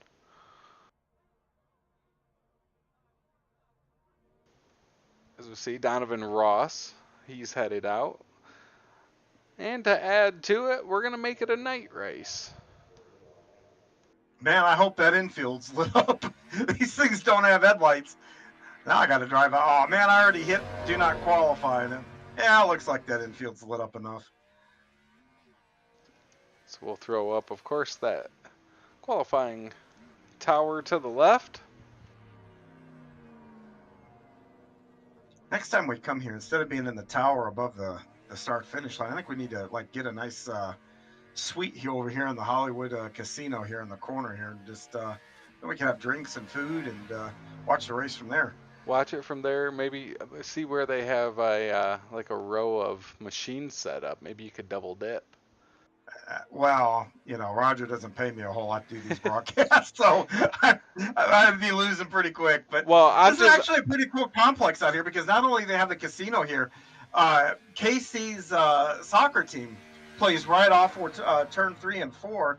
There's a shopping center that has like a Dick's Sporting Goods, Dave and Buster's. They used to have a T-Rex Cafe, which, you know, they have down in Disney Springs, but they closed that over there. So there's a lot of stuff that's built up since they've done this track, and a lot of cool stuff, like I said, right over off. So if anybody actually is in the Midwest, which we have a lot of folks that are, if they go down to the Kansas Speedway, there's all kinds of stuff right here that you can do to pass time and everything. Well, we've seen that even at like Daytona, where they've sold off some of that land across the street and put in shopping and entertainment and other things besides just a racetrack out in the middle of nowhere. So a lot of fun. Yeah. A lot of the tracks. Yeah, I mean, granted, you know, Daytona at least has the Ferris wheel, at least for the 24. So I just don't think a racetrack is a racetrack without a Ferris wheel in it. That's what signifies a real racetrack, at least for asphalt stuff. Definitely. As we're watching cars make their first timed lap, they've gotten the green flag. They're just making their way around this track now as we see Jack Clevenger make his way onto the oval racing surface.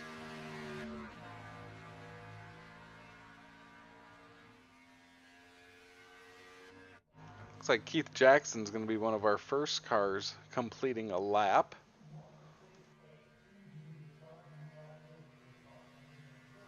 They're shooting for 1:18.0. That was oh no, let me see here. The quick time of practice was that was Jackson with a 17:21. See if they can get down there and hit those times. It looks like 119s are what's coming in. Got a 120 for Isaac. 119, 120 as we watch Donovan Ross. Donovan Ross, not the best entry there into that first or second corner, I guess.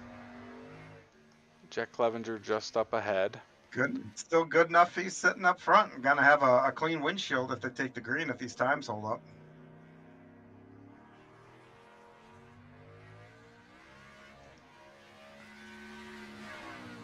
And I think I would like to have that clean windshield just because if I overdrove turn 1, which is highly likely, at least I'm not going to run anybody over in the process if you're on the front row. I'm optimistic, but I'm also somewhat expecting remember when they went into Charlotte with the Roval? Chase. Yes. Yeah, but Chase came back and won that race. So just for the record. That is true. He took out my Wood Brothers car though, I believe, in that wreck. Well, in all fairness to Chase Elliott, there, for those of you who don't know, there was a very similar, sharp turn, coming off the Roval to get in the infield there at Charlotte, and Chase totally blew it, nosed it into a tire barrier, and came back and won. But I don't think Chase is the only one that's hit that. Didn't Keselowski? Yeah. I think he's nosed it in there. I think Harvick's done it. So those are some of the most talented guys on the grid. So give me an idea of what that turn's like. And now that we say that, going into this turn here, coming off the, going past the pits and trying to get into the infield, that's really, really similar. Very, very tough to navigate. We just saw it happen with Jack Clevenger. John, if you miss the turn into the infield racing surface, what's the protocol for a lap. Well, iRacing will penalize you for cutting the course, and it's usually a time penalty that they'll make you slow down for. Um, I don't know if they'll out and out disqualify you. Like I said, I was really surprised. I blew turn one massively. I don't know, 4 or 5 times there in that practice, and I didn't have any incident points. I only had like 3, and those are probably for dropping tires in the infield. So, yeah, you know what? I'll find out for us. How about this? When we go to turn one, I'll blow the corner there and see what it does. Sounds good. And also, look Hopefully at Keith. Hopefully that cause a caution. Well, speaking of times, though, Keith Jackson ended up with a 1 minute 17.16. So he was really able to, I believe, best his time in practice with his second that tells run you there. that tells you that wasn't a fluke. So that's going to pretty much establish him as the guy to beat here tonight. Isaac's not far for a guy that said he never seen this track before. You know, he really needs to get teched more often. That's what I'm going to come down to it. Looks like it took him about 6 hot laps to get comfortable with this track. Darn kids. Well, the qualifying session should be coming to an end here shortly, as we had 7 cars take for qualifying session. Quick time's going to be that 113 of Keith Jackson. 117.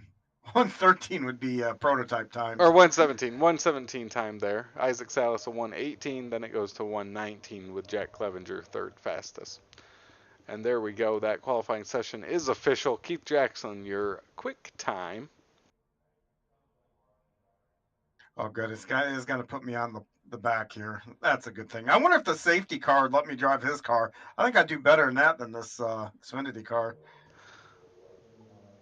Well, down there on the track where you're at, starting lineup's going to look like this. Keith Jackson on front row next to Isaac Salas. Third will be Jack Clevenger alongside Donovan Ross. Colin Johnson fifth next to Greg Parmalee. Gary Offit in seventh next to Terry Landis. Ninth will be John Rayner Jr. And 10th will be our in-race reporter, John Hine. Yeah, I'm just hanging out to try to figure out pit windows and everything else here. So I ain't doing anything serious here tonight. That's for sure. But I think we'll get some good racing here. Like I said, that turn one, it's sketchy, but usually sketchy, especially on a road course. It's funny how that can shape a race. Definitely could. And a sporty Stephen King Foundation safety car here tonight. Looking at that car low to the ground, John, I agree. Probably better success in that car than these Xfinity cars. Yeah. Ooh, it is kind of dark going through the infield. I mean, you can still see, but it's definitely a bit, more shady, I guess.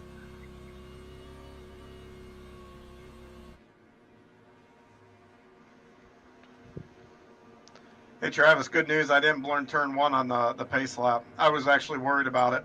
1 for 1. So we have 50 laps here on this Kansas road course. I guess it's the Kansas Roval. Yeah, and the IMSA actually utilized this, I think, maybe early 2000s. Put on some good races here. I remember watching them on TV and whatnot. So it'd be kind of cool to see them come back and utilize these. But I don't know how I feel about Rovals, though, to be quite honest with you. Of course, thanks to Joe Canellis fact-checking us in the chat. For next week, you can do one division for $10 entry fee or both divisions for that night for $15. Yeah, why isn't Joe out here? He should be out here with the rest of us. If the rest of us are going to subject ourselves, Joe should be here too. But thank you, Joe, for that bit of information. Yeah, go to c2crl.com and then get signed up. And like I said, all the proceeds, they go right to the Steve King Foundation. So good cause. Steve King Foundation helps injured race car drivers and folks within the racing industry. They do a lot of good over there. So every dollar counts. Well, that Stephen King Foundation pace car out front is about to clear off, head down pit road, which will get us to racing action here. It's the fourth and final race of Gambler Motorsports Thursday Night Thunder. Tonight, this Thursday in January. Down the front stretch will roll. It's Keith Jackson, Isaac Salas, row number 1. Green flag will wave, and we are racing from Kansas.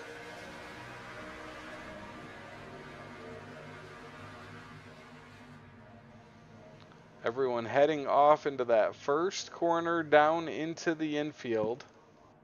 I swear to God, it feels like everybody just idled from the start-finish line down to turn 1. But that's going to keep us all bunched up and some side-by-side racing as they got into the S's. But looks like they stringed out pretty good here and through the S's. That they did. Keith Jackson will jump out to the front. He's got Isaac Salas into the second spot. The front 5 remain as they started. Terry Landis took advantage here early, up 2 spots into the 6th position. So a good start here for that 161 machine.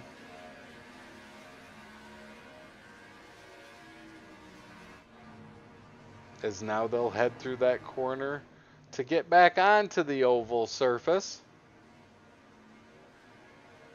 And you could see Keith Jackson took the approach you had, John. He waited to merge up. Isaac Salas and Jack Clevenger jumped back on that oval as quickly as they could. Yeah, and I kind of wonder if that doesn't help with tire wear too. But getting back on the up to speed here, and it looks like the fuel window's about 14 laps before they're going to need to take fuel.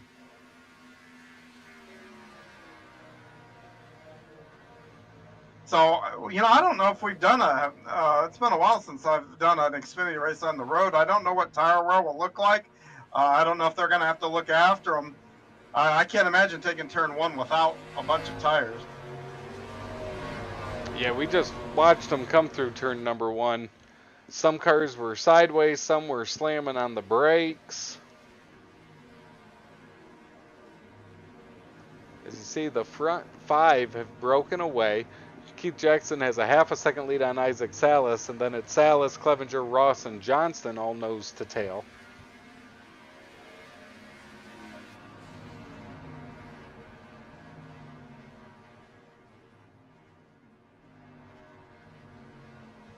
This is the closest battle on the track here at this point as we work lap number 2. Oh, and the 94 of Offutt will go around. Oh, so will Greg Parmalee. And it's that transition back onto the oval over there in turn number 3, John. Yeah, it really upset the car. Or when I did it a couple times in practice, that's why I mentioned it.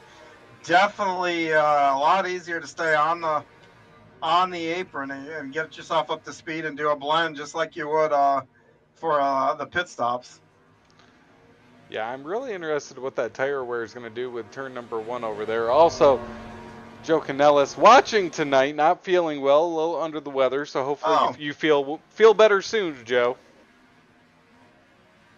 Yeah, I hope he does too, and he needs to be in good shape there because I saw something out there, and again, forgive me, but I think he might be getting his goatee cut, so get enough donations. So for anything else, get Joe's goatee cut would be a thing. All right, I'm going to cut the course here, and I'll tell you, give the fans an update of what will happen. I'm going to let the field go by. I don't want to pull out and mess up anybody's race up here.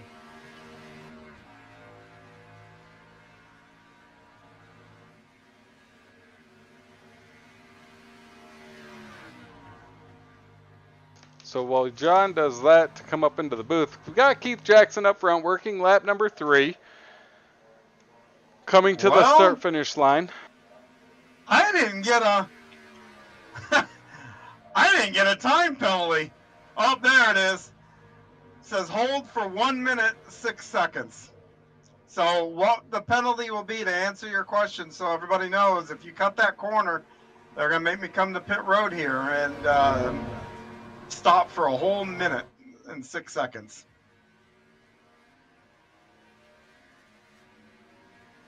Which is essentially almost a lap as they're turning 1 minute 18 second laps. Yeah, because if you blow through that, you're cutting the entire infield course out. And that's something else I should mention. You know, these cars usually on the oval will handle really well, but even at speed, getting down to 3 and 4 because of the setup to tackle the road course part of it, the car doesn't do what it would on a normal super speedway setup. You have to lift and really work the throttle to get through 1 and 2, or through 3 and 4 there. So kind of keep that a heads up too. And that, I think that will really eat up the tires because that car really wants to just nose up to the wall through 3 and 4. Jack Clevenger moved by Isaac Salas for the second spot and has checked out. He's up by about 3/4 of a second now, as now Isaac Salas has Donovan Ross all over the back of him.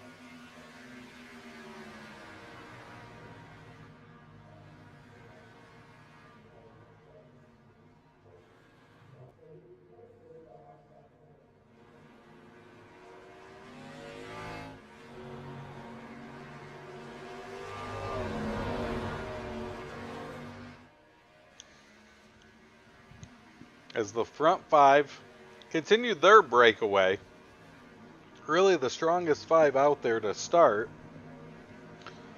Then you have Terry Landis in 6th, John Rayner Jr. 7th, Gary Off at 8th, Greg Parmalee in the 9th spot. Well, now that I'm back up in the booth and I can see how real drivers circumnavigate this track here, and boy, those cats at second, third, and fourth really, man, they're right there, aren't they, together? They have not left each other's side since the beginning here, as Keith Jackson's up 4 seconds ahead of them, but this group is staying tight. Yeah, down to 40 mile an hour to make that turn to get back onto the NASCAR track.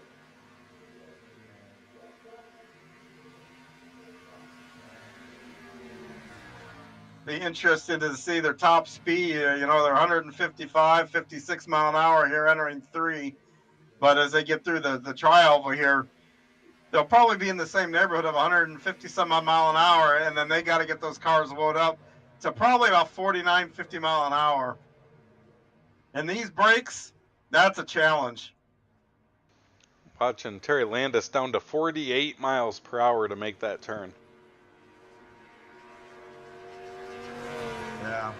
Oh, Donovan Ross is going to go around in the horseshoe there. So he gets it back onto the course. He'll fall back to the 5th spot, so that'll break 1 away from that group of 4.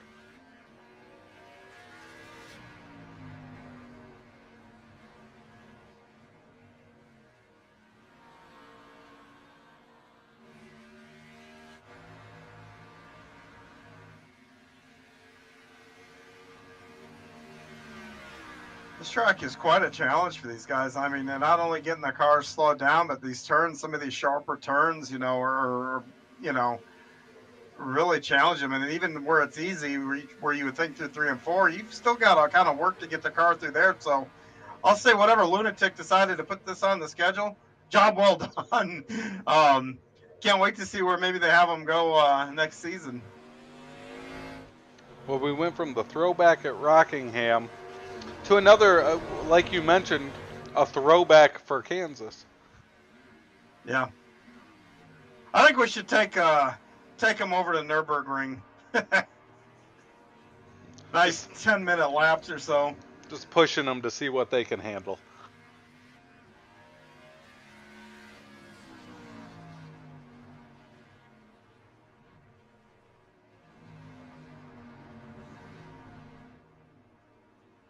Like I said, I have mixed feelings about these Roval. I mean, they even did it at Daytona, which, up on the super speedway. They had the clash there. What was it, the year before or whatever, before they went over to the Coliseum. Charlotte is one. I know Texas Motor Speedway also has a road course in it, as well as Las Vegas. So there's quite a few of these tracks that have that. I even think Loudon has a road course that goes through it too. In fact, I know Loudon does. Yeah, I think Loudon is like the Michigan one where it goes off the backstretch and into the infield. Yeah, now Phoenix, I'm gonna guess with their remodel and everything they did there, that roval no longer exists. That one is gone. Yep, that one's Yeah, gone. Well, and that one even used to have the little drag strip on the back stretch as well that would yeah, end at the oval. yeah. Well, Sears Point does that too. Sears Point goes across the drag strip, so lots of variations to choose from to challenge drivers, and each one of them are different here. And for these guys, it's got to be fun. It's something different. It's a different challenge. One thing as a driver, I like stepping out of my comfort zone and doing something that kind of pushes the limits. And hell, I may not be that good at it, but still, it's fun to do. Well, we're quickly working lap number 8 of 50 here. And as you mentioned, John, that pit window around lap 14. 14, 15. I don't think you can go 16. I don't think anybody would try, but maybe maybe as slow as they're going, maybe they would, but I highly doubt it. Well, if we have to make green flag pit stops, what kind of challenges would those be on a track like this? Well, I don't think you're going to see strategy, like you would on an oval, because you're not covering the amount of space, where a couple of seconds, you're losing a couple of seconds a lap. I don't know that that's going to be an issue here with these. Um, so it's just a matter of getting on the pit road and not speeding, because it's another transition. Getting off pit road without speeding. So limiting mistakes. I mean, I sound like a broken record. I said it in the dirt race. I'll say it here again. Keeping the car on the blacktop. Don't get a speeding penalty. That can really, really hinder you, because next thing you know, you get a 30-second speeding penalty or something like that. Your fortunes will change drastically in this race.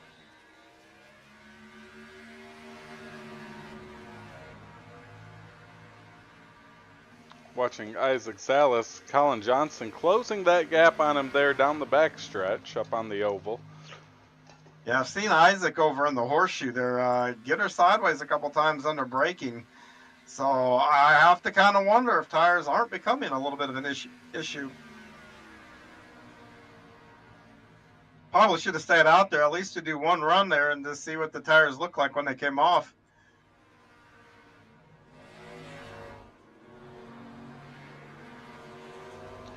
Looking through the field, John Rayner Jr. is actually the hard charger at this point. He's up 3 spots, currently running in that 6th position.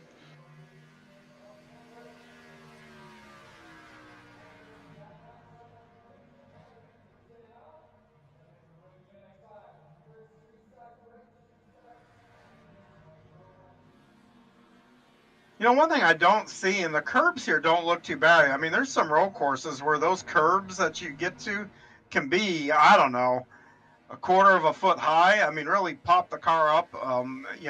These curbs here look not too intimidating, and I don't see a whole lot of guys actually using them. I'll bet there's time to be had out there if you got the talent to hit them.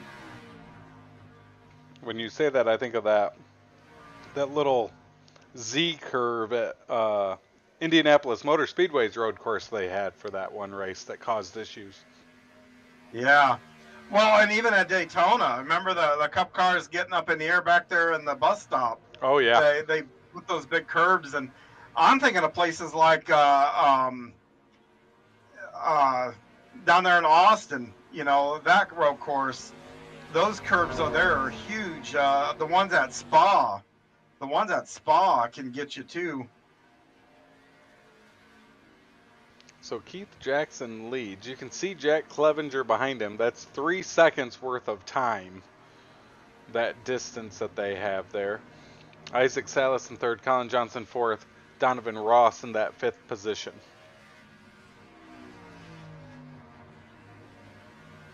You need to look at the speeds that where they're braking in the corners. I'll see if I can tell. That'll tell me if the tires are going away, because if they're braking earlier than what they did and actually even getting a little slower speed in that 45 to 50 mile an hour range, means the tires are starting to give them fits. Well, it looks like Terry Landis has made his way down pit road. He'll be the first to pit. Oh, yeah, they're all the way down to 40 mile an hour coming on to NASCAR. So a little while ago, they were at 47, 48. So tires are definitely an issue. I watched Isaac get in there, and he looked like he was back in a dirt modified, pitching it sideways to get back on the track.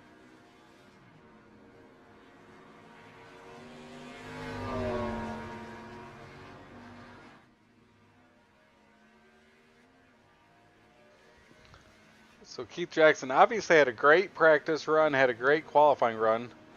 I think he would have been the favorite coming in here tonight, and so far looks like that. Yeah, but I think those guys are kind of closing the gap, very slightly, just looking at the eyeball test. That could also be Jack just managing the gap and taking care of his tires, too. Or not Jack, but Keith Jackson. Got the Jack part. Well, it's crazy looking too. He's got almost a 4-second lead, but you can see Jack Clevenger back there, where it doesn't look like it, especially on this track, that it's that far back there.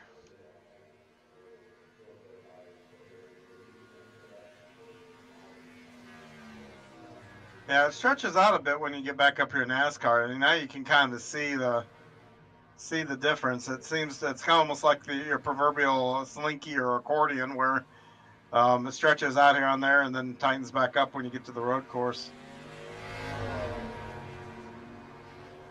That pit window's open though. You said you saw Landis come in already.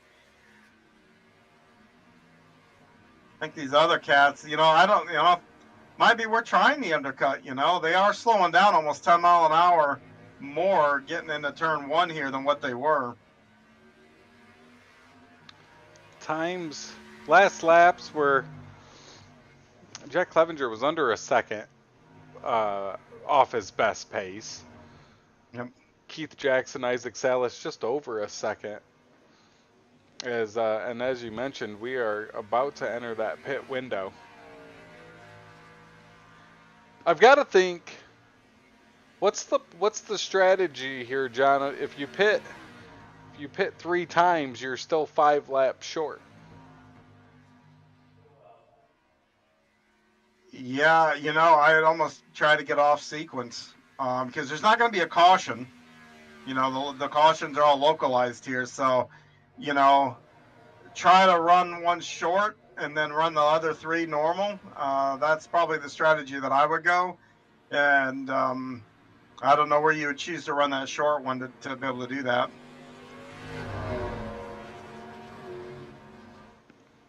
So as always with the NASCAR Xfinity division, a little bit of strategy, a little bit of luck, and we will see who comes out on top.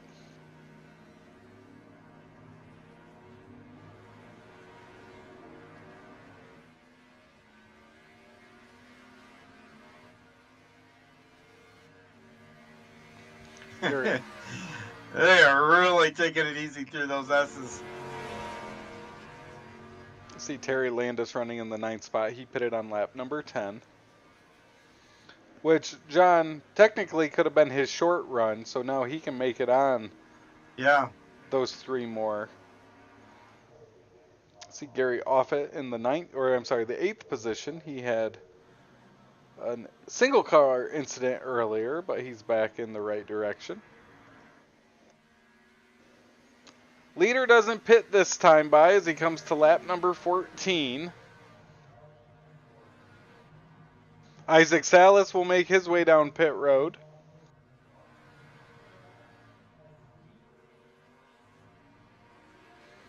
It looks like Isaac will be the only one pitting from the 3rd position.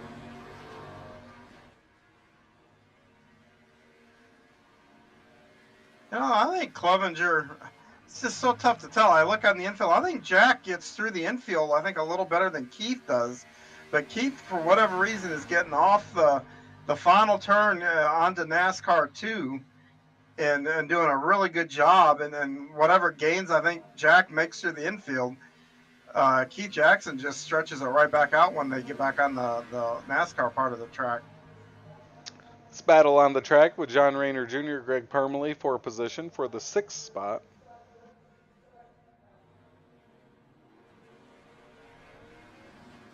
I almost think the leaders have to pit right here. I'd be really surprised if they can get another lap.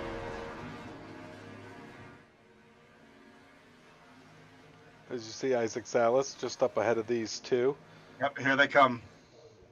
Here comes Keith Jackson. Here comes Jack Clevenger. Oh, Colin Johnson almost misses the entry to pit road. That will surely put some space between him and the top two that he was already behind. Yeah, but you know what Colin might have been doing there is trying to make up time. But getting that up, the further closer that you can get to where you've got to be down to pit road speed before you kind of get the thing rode up, you can make up all kinds of time. That's actually something that I practice whenever I do road racing, getting on and off pit road there, where I can make up that time, figure out how far I can push it before I, really have to get on the brakes. So Keith Jackson, Jack Clevenger out. Isaac Salas up to the 3rd spot. See how much more ground he can make up. As he will end up right where he left off, pitted 1 lap earlier. Colin Johnson comes out 4th. Donovan Ross in 5th. And just like that, John, everyone has made their first pit stop. Yeah, now they got to come back out and get reprogrammed, because all of a sudden, if you choose, you can drive it in a little deeper. You can get a little more aggressive getting back into the throttle. But more importantly, you really got to try to get yourself back in a rhythm, because coming down pit road does break your rhythm a little bit. And it might take you a lap or two to get used to it. So that lap or two, you always talk about your out lap. I always think it should be out laps, because I do think it takes a lap or two to get back in the rhythm, reset the car on fresh tires, and what you can do, your braking points, all that kind of stuff gets recalculated as soon as you get off pit road.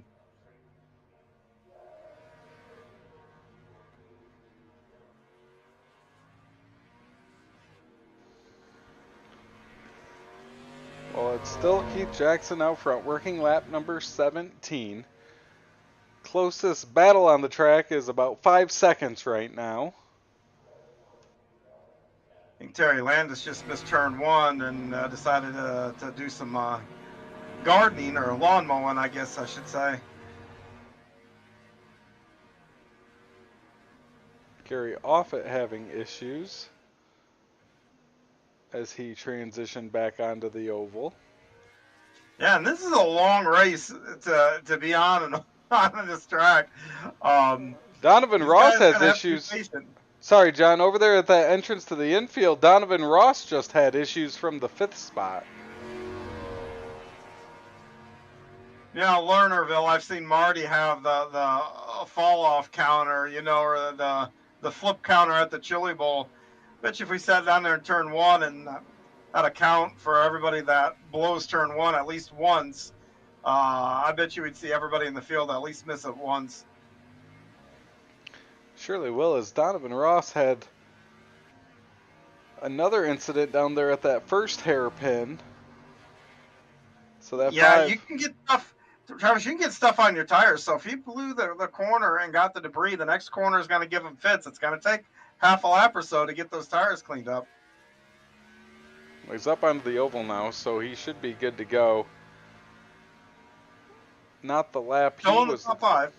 Yeah, still in the top 5. Still got plenty of room. He's got 11 seconds on Greg Parmalee behind him. As Jack Clevenger also having some issues on the infield.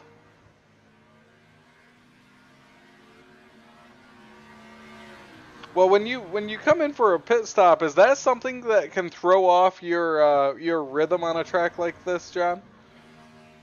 No, it's more of all of a sudden you've got more grip than when you came in. You program yourself to lift here.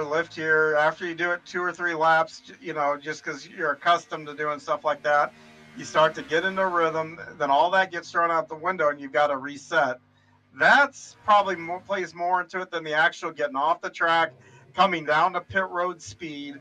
Because hell, they've been down to pit road speed in a couple of those those turns there. So yeah, I think it's just more about the reset. Getting that fresh rubber, getting a full tank of gas.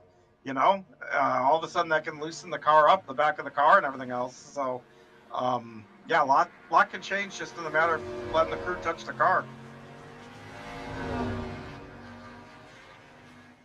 There's Isaac Salas. He's trying to track down Jack Clevenger, and that's exactly what you've got to do on a track and in a race like this, John.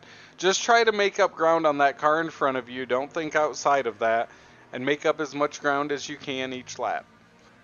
Yeah, and I'll even go a step further. You got to race the track. Never mind. I mean, you want to catch that guy. You kind of want to gauge what you're doing by where that guy is. But if you get caught up with trying to run somebody down, like, okay, I need to drive it deeper in here, or maybe I need to get more aggressive on the throttle here. Next thing you know, you're turned around or in a barrier or an off track. You just got to concentrate on what you're doing. And a lot of the times when you start to get in that rhythm and maybe even get a little conservative, you go faster on a road course because you're no longer over driving a corner. You're no longer spinning the tires coming out of a corner. It's amazing when you start just concentrating on the track and letting the other things go. Yeah, the speed comes really fast. Well, and John, we talked about that lap that Donovan Ross had some issues. The next lap, which was last lap, he ends up turning the fastest time of his evening here. I would say an angry driver is usually a fast driver.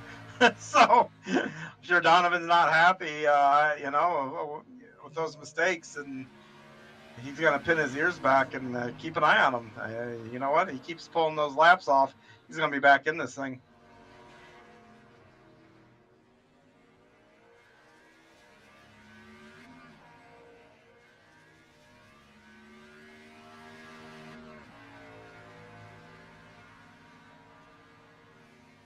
See, and Isaac just spun his tires and kicked that car sideways. He had made up a lot of ground on Clevenger coming on in NASCAR too. And all that ground he made up because he got a little bit into the throttle a little too hard. He's going to lose all the ground that he just made up.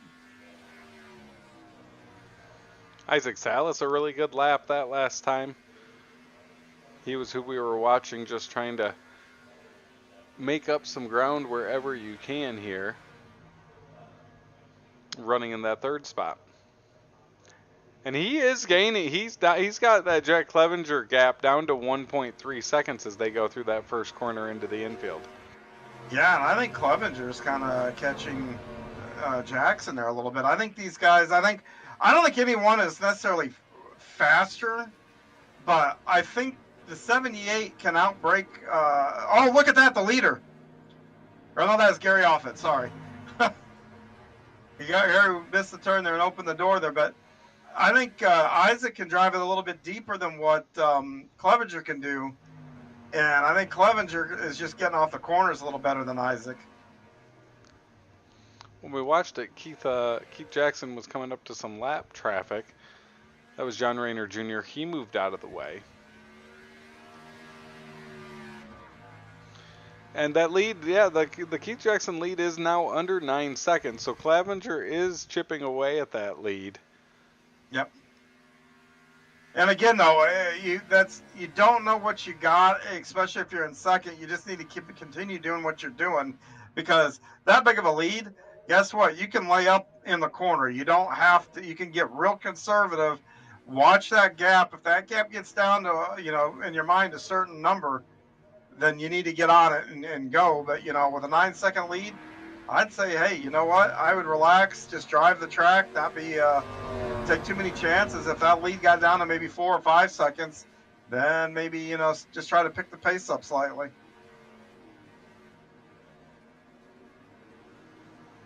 Oh, Isaac. Oh, my gosh. That was the save of the night. Isaac had him locked up and almost slid into Clevenger. And I'm going to think Isaac used his tires up in that, too, because, boy, I don't know how he didn't hit that 78 car. Well, and Jack has a not smooth transition back onto the track. That opens that door for Isaac Salas. Yep. As they will lose ground on Keith Jackson up ahead, but this battle is heating up for the second spot.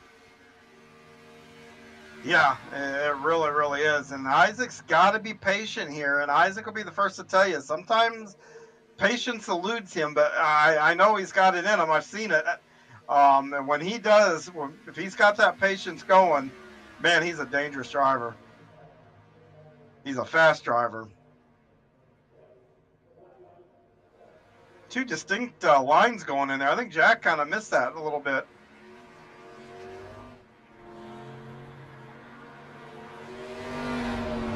Well, that 5 of Isaac Salas all over the bumper now. Yeah, Isaac's going to try to outbrake him up here in the horseshoe. Let's see what happens.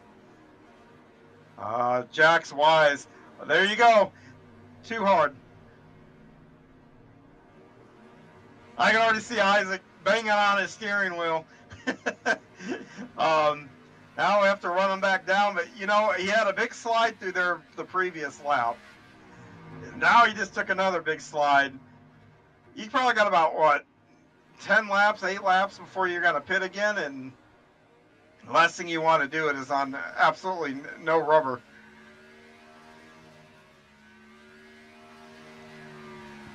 So looking down through the field, you've got Donovan Ross. He's in the infield section right now. There's Greg Parmalee making his way back into the infield, currently running in the 6th spot.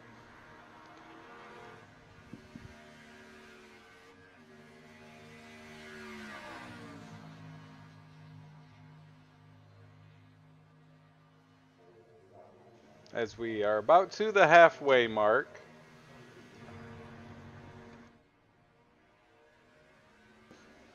You know, here's the thing that Isaac has got to think, because he's closed back up on Jack.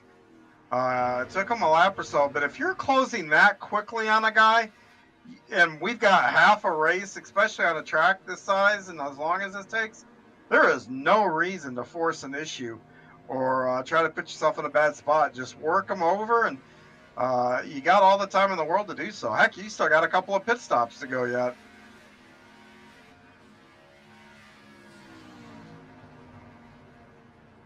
See John Rayner Jr. up ahead of Jack Clevenger there. As the top 8 all pitted on lap number 15. So most likely another 5 laps from them heading down to pit road again around lap number 30. If I was Isaac, I would short pit this one. As much as he's abused the tires, this is one that would be well served getting off those tires sooner rather than later.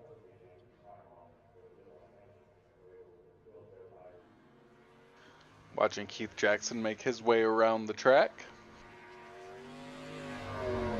In fact, I'll go as far as saying if he short pits, he'll just pass Keith Jackson by virtue of pit stop. He's close enough there where I think the difference in speed between old and new, I think he'll leapfrog him if he does it. But that's why I'm up here to second guess everybody. Those cats are the ones doing it out there and doing it much better than I would be.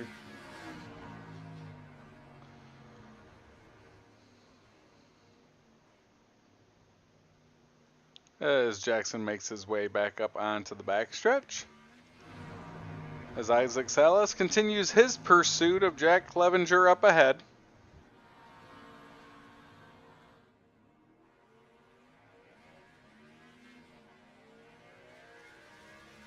As Isaac spun his tires just a little bit there, but he's not going to lose as much ground as what he had been through there. That'll set him up nice next time they go around through the infield, I think.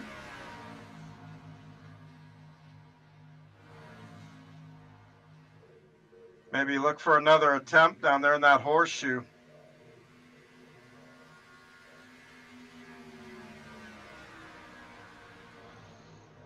As they'll head off into the infield here. You can see the different line those two are running through that entrance into the infield. Yeah, Isaac's going to be close enough. Here we go, that horseshoe. Let's see if he tries it again. I don't think he's going to. Nope.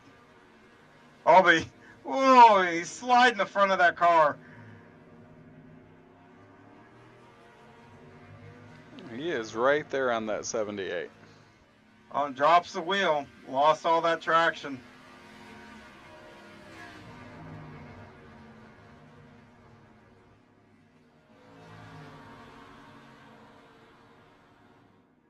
He's got to be patient here, not light up the tires.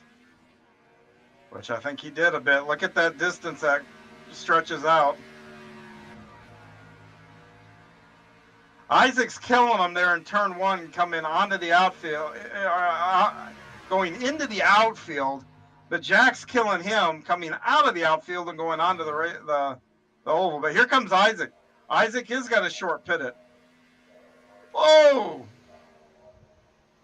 He makes it. By the skin of his teeth. So he will pit on lap number 25 here. I think that's a really good move here. If I'm Clevenger and I see that, you know what? I almost want to answer him and go ahead and short pit myself to try to eliminate any advantage that Isaac does get. Because if he stays out there for a lap or two, when he makes his pit stop and comes back out, he most likely will be behind Isaac on track.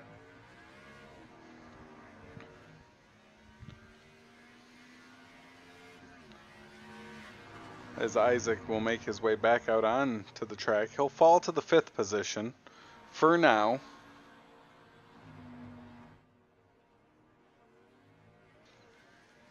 And we're not missing anything, folks.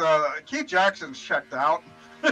So there's no real other battles. I mean, these two guys, you know, even though they're not on track right now, pretty much have been the closest battle throughout the race. Yeah, we've got Keith on screen now. He's got a 13-second lead over Jack Clevenger.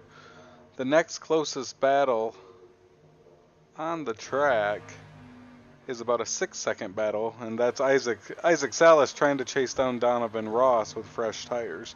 So And Clevenger did stay out too, by the way.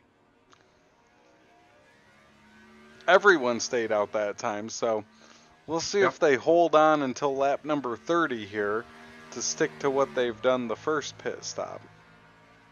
Yeah, and if so, Isaac's probably going to get the undercut. Now, that's going to look good, and Isaac's going to, when that happens, Isaac's going to have to really concentrate on making solid laps, not locking the tires up, getting good lap times, so when they come back and do their short pit, he can build a buffer, because I do think Clevenger was holding them up. He can build a little bit of a buffer. Oh, and Clevenger goes around. He downshifted too early, and it just lost the back end. Colin Johnson will pass him on the track for the second spot. What a big advantage for Salas now in that battle.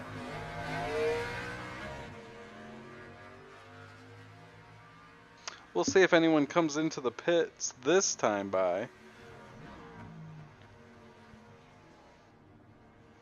As it's not Keith Jackson, he will continue on. He's worked his way into the infield. And then it'll probably be the next one, because that'll be lap 30. Clevenger stays out too. Colin Johnson did as well. Expecting Donovan Ross to do the same.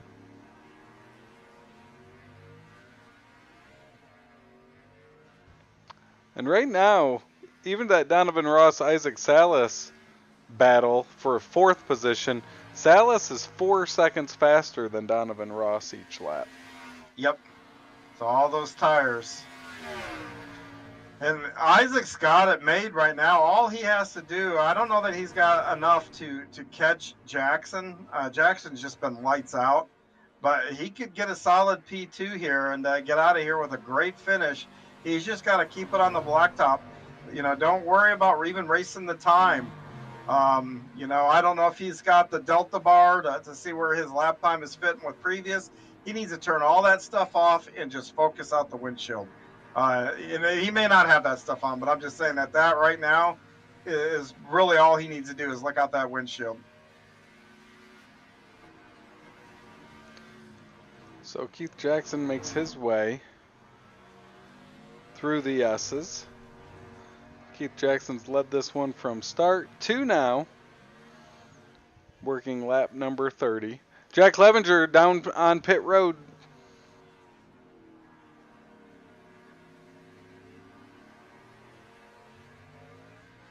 So John, you're thinking Jack waited too long to come in here with what Isaac was doing?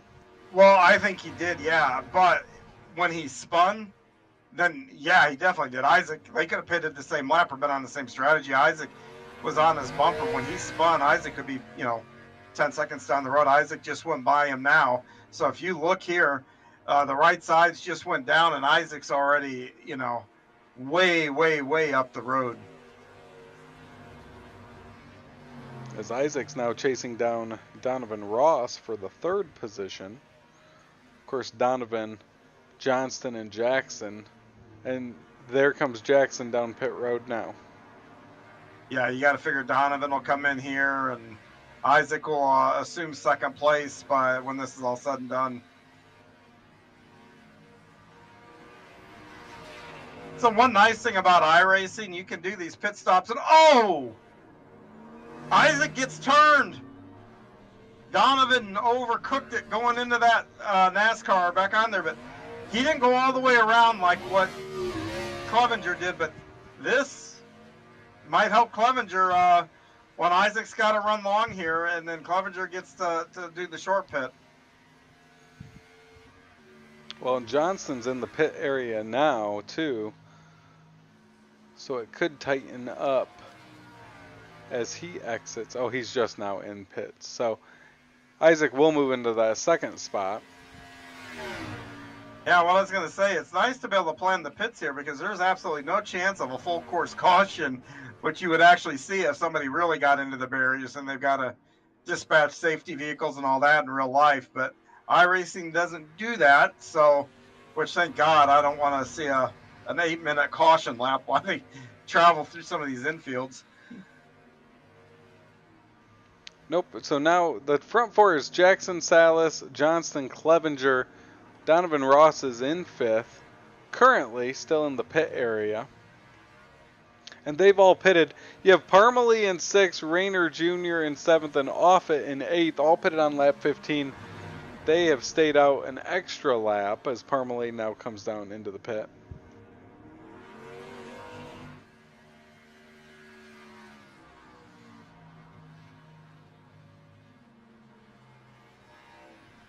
So the closest action on the track is Jack Clevenger. He's about 3 seconds behind Colin Johnston. As Rayner Jr. has a hard time getting down onto pit road. He finally makes it on.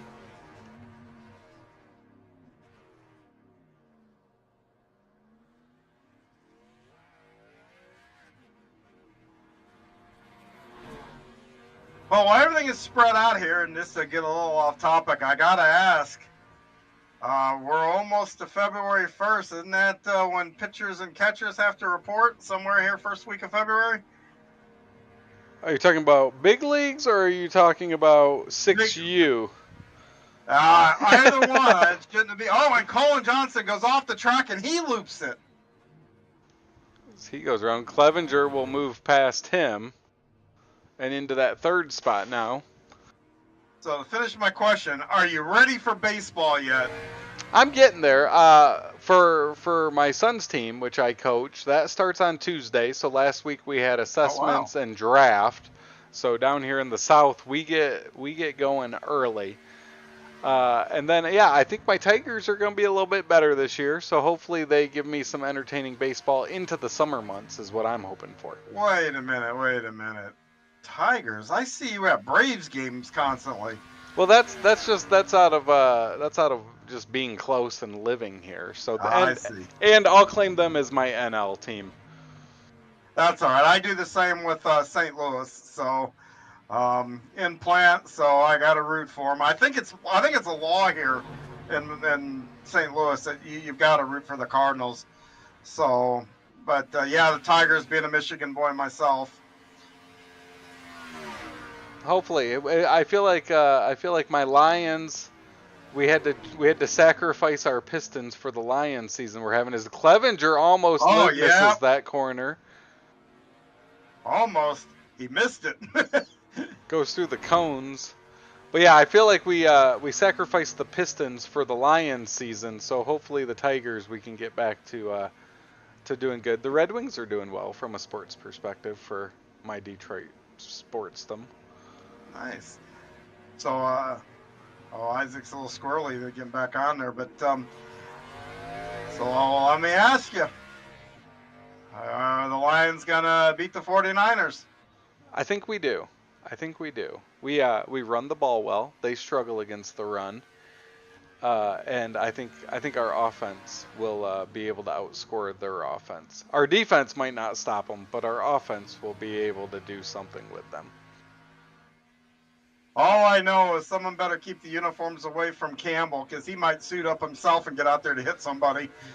No, definitely. Nope. I think the other. I mean, it's two good matchups. So the whole Yep. Taylor Swift Bowl will be entertaining as well. Well, see, my Cowboys choked again, so I'm going to be searching for a new team. Anybody out there that's got suggestions of a team that I should adopt and start rooting for, I'm all ears, and I need to know the why and everything else. So I'm a free agent fan right now. I heard you were emailing Jerry as a head coaching candidate. No, I was emailing Jerry, telling him to fire himself as GM. Get off Twitter and get off the radio, and don't get me started. But no, baseball's right around the corner. That's the fun with these coast-to-coast racing league seasons, Yep. is they can fill the gaps during the year and help the. Yeah, well, I'll tell you. Oh, Clevenger's getting squirrely again here. But this charity event we've got, for the most part, is kind of really coincide with the kickoff of Speed Weeks. I mean, you got the Daytona 500, or not Daytona 500, but you got the 24 hours of Daytona, the real one, this weekend. Our charity event, a lot of stuff happening down, I think, in Volusia is the track we're going to, one of the tracks we're going to. So, the whole racing season really, I think, gets into gear this season, just as these other ones are winding down.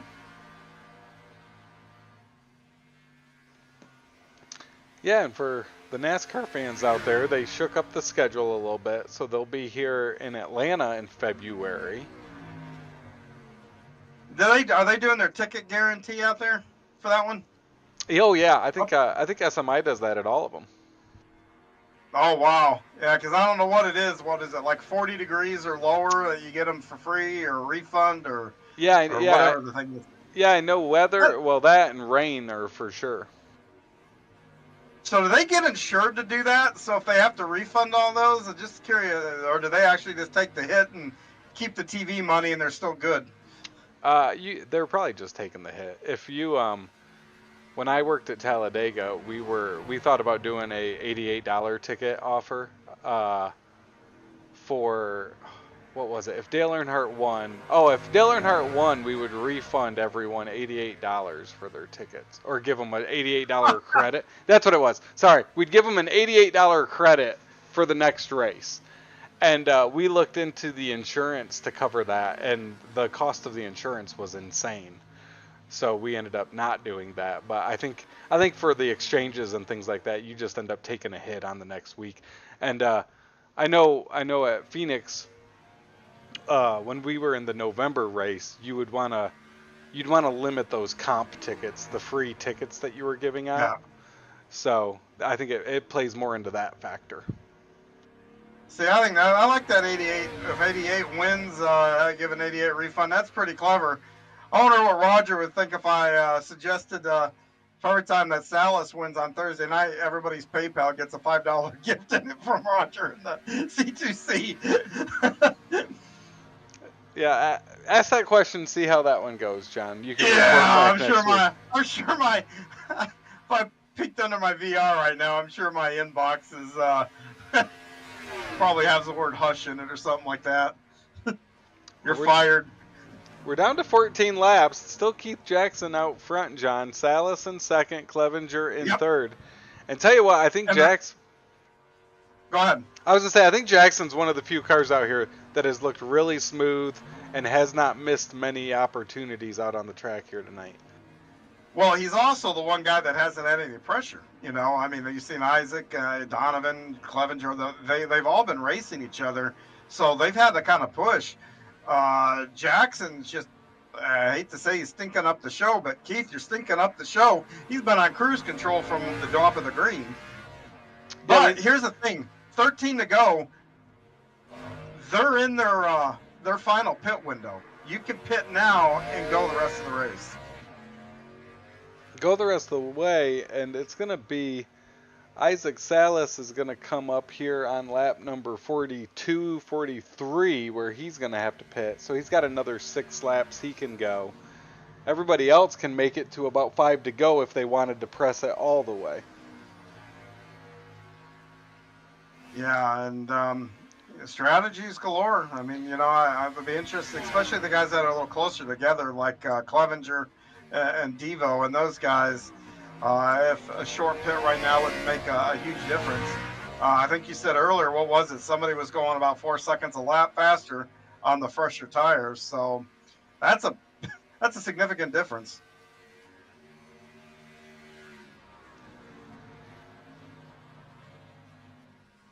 How long could you make a run, John, where you would have that advantage before it was evened out?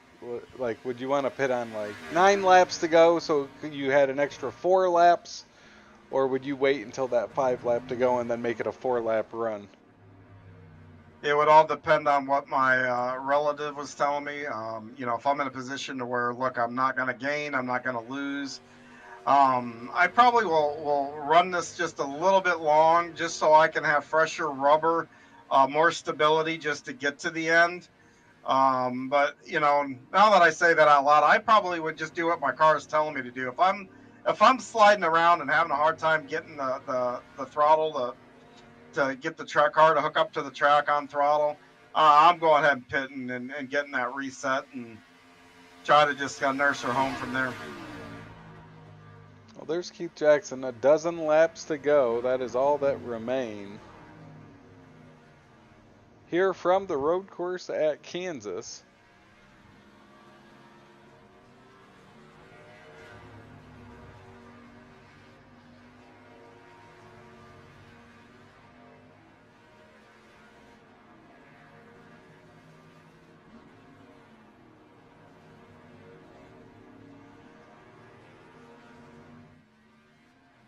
See Donovan Ross in the infield.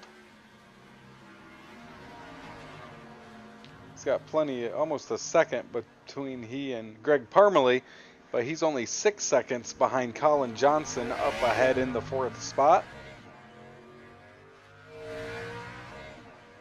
I know that C2C runs GT3s also, you know, and I think Jeff Barker might do the schedule. And Jeff, if you're having a listen, you should bring those GT3s here. I think they'd be a lot of fun on this track.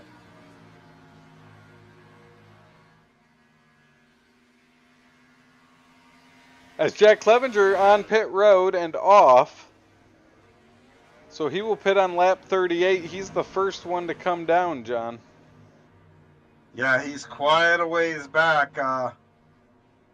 He's going to get around Donovan. Donovan Ross there is really, really smart, recognizing probably that Jack's on fresher tires. You just let him go. You don't need to fight anything here. The big question is going to be is when the 5 car of Salas pits, because again these two have been the closest on track. When he pits, when he comes out, where is he in relative to that 78 car?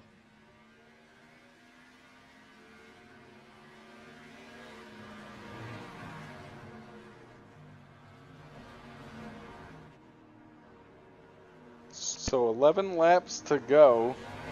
Isaac Salas onto pit road, Greg Parmalee onto pit road as well.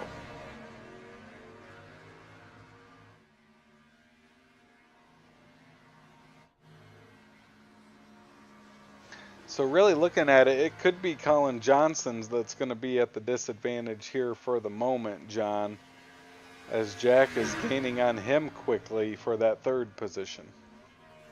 Yeah, and Isaac's back out and on track, and yeah, there's not going to be a competition between he and Jack. And Jack misses turn one. Johnston's over there too Oh, around, yeah. right in front of the leader, as Keith Jackson will put them a lap down on the track. Oh, and there goes Clevenger. Well, we saw people going around, especially getting in the grass over there. It's really all the way until they get back on the oval that they have some issues with debris on their tires. Yeah, and once you get laps too, and you go off track, the track, like you said, gets debris and accumulates marbles and everything else like that, and you get that stuff on your tires, you pitch it into the next corner. Next thing you know, that car, that car and your steering wheel just feels like they're disconnected. Turn the wheel, the car doesn't want to turn. Well, and Jack Clevenger goes from being able to pass Colin Johnson for the third spot to now 9 seconds behind him. And it may have given up that advantage that he had by pitting there early. Yep. I think it did here as we're getting near to the final stretch, and at this point, man, it's Keith Jackson's to lose.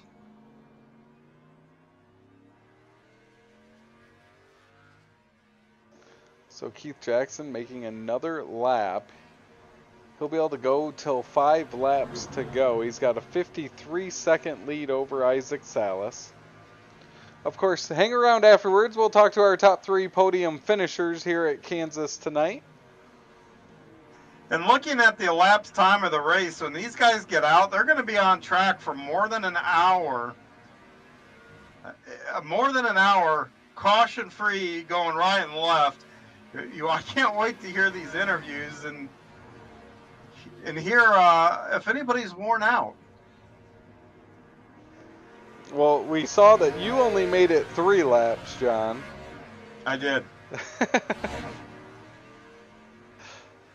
It's awful hard to talk and then do that, number one. Number two, yeah, after, like I said, I did the 24 this last weekend, and then last night drove the LMP2 and the GTP car, both at the Nürburgring on the full ring. And, yeah, the braking system and the downforce, it would have taken me a long time to get the car and be able to drive it the right way here. Well, we appreciate you being on the call with us tonight, as you have been often here on these Gambler Motorsports Thursday Night Thunders. Yeah, we're going to try to make them all now for the time being here. I don't know, work might step in the way here and there, but should be here. And had to take some time off over the summer and whatnot, just have some me time. So good to be back, and I've forgotten how much fun it is to watch these guys do their thing. You know, you mentioned work, John. I think of my favorite thing at Bass Pro Shops is getting the green apple licorice. To the point of, like, just thinking about it, I can taste it in my mouth right now. Yeah, those old-time candies. I've kind of gotten hooked on the double-dipped chocolate-covered peanuts, man. I don't know what they did but the saltiness that they are able to encapsulate in those of the peanut. Oh my gosh, those are so good. Yeah, in fact, I confidentially, I got a bag of them that I did pay for in the drawer in my office. Oh, that sounds so good. Well, working 7 laps to go now, so our leader, Keith Jackson, will have to pit here in a couple laps.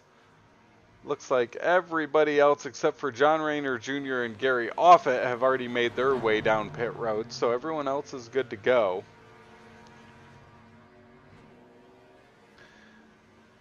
And as we mentioned, a dominating performance by Keith Jackson here tonight. See Colin Johnson behind him a lap down. He's in the 3rd spot. Isaac Salas is in 2nd, as there's 2 cars on the lead lap. Jack Clevenger in 4th. Donovan Ross will round out our top 5.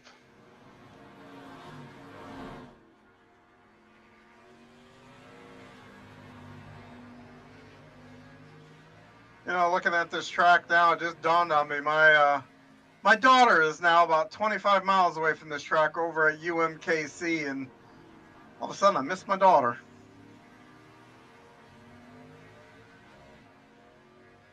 Hate the fact that kids got to grow up. I just went through. Oh, as Keith Jackson's down onto pit road, so he is completing his pit lap or his pit stop with what will be 6 laps to go. Yeah, John, I just completed my annual midlife crisis moment at the start of the year. annual.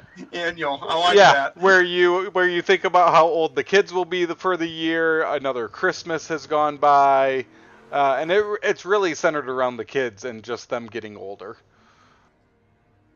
Yeah, and it coincides with you getting older, and you know, it's funny that reflection. You know, as Keith Jackson gets off the pit road here, it's kind of cool. You see the milestones, and they're so celebrated when they're you know, when they're small. It's like, ooh, the first step, ooh, the first word, and it's so exciting. And now, which you could argue these are just as big milestones: going off to college, getting a driver's license, you know, turning 21. Um, Huge milestones for the children. I don't find myself celebrating those quite the same as I did when they learned to walk. you're Just not saying. putting them in the book, marking the dates and celebrating. Yeah. No, not at all. I blame my wife for keep feeding them. I keep saying you can't feed them; they're gonna keep growing. Yep, I know. We're going through the phase. Our youngest is a 3-year-old toddler, and it's, you know, they start pronouncing words the right way, and you're like, they'll never say it the cute way ever again. Yep. So everyone has pitted except for John Rayner Jr. and Gary Offit. They run 6th and 8th. They pitted on lap 30, so they'll be coming down the next couple laps. Isaac Salas hasn't been able to cut into Keith's lead down to 26 seconds, but that should hold if Keith has clean laps and keeps moving along like he has here from start to finish. Yeah, Isaac is coming around to the start-finish line right about now here, and Keith Jackson is already all the way up into that horseshoe. So huge ground to gain here. Well, we're down to 5 to go now. They'll actually pass each other on the infield, I think. Yeah, there they go. Isaac's coming onto the infield just as Keith is exiting the infield, basically. Closest battle on the track is Jack Clevenger trying to chase down Colin Johnson. He has cut that lead or that gap in half from some of their chaos they had there as they made pit stops.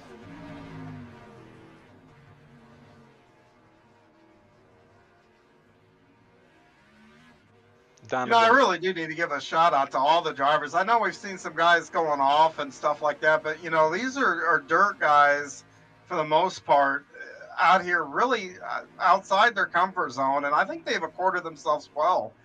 They've driven smart for the most part, kept their cars. We haven't seen anybody go into a barrier, so I think well done. I think everybody should get an attaboy here tonight.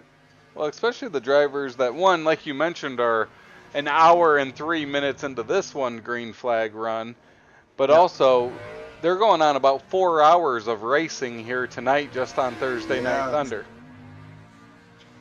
Yeah, and then this one here, you know, it kicked their butt because unlike the other ones where you might get a caution to kind of sit, relax for a minute and whatnot, you've had to been up on the wheel the entire hour here.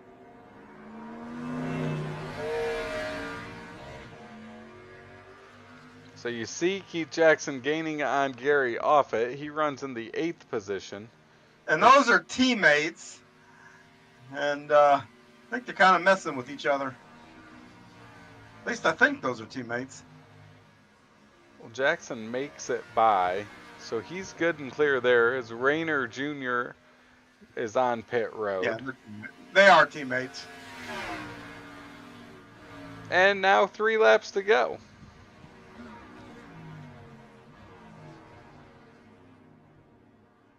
And Keith just needs to keep it on the blacktop. I talked about earlier about maybe making some time, catching curbs and all that. At this point, I guess Keith's catching them, so he's braver than I am, and he's also faster than I am. So I think I would just keep it on the blacktop. I think I'd stay away from curbs because you do lose a little grip there. So Keith out front. That lead is up to 26 seconds, so Isaac's lost a second here as Keith's gotten back up onto the track. Jack Clevenger's got that gap to Callan Johnson down to 3 seconds. So an opportunity for Clevenger to try to get on that podium and talk to John and I. Yeah, all it's going to take is, Colin to miss turn 1. I mean, that's really all it's going to take.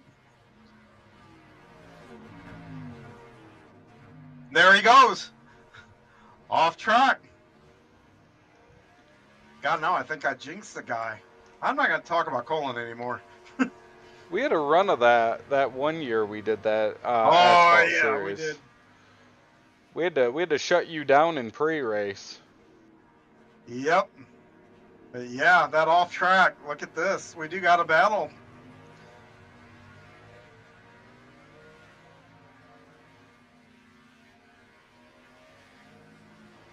Jack's gonna have to be aggressive, which we've seen guys get aggressive and get in trouble real fast here.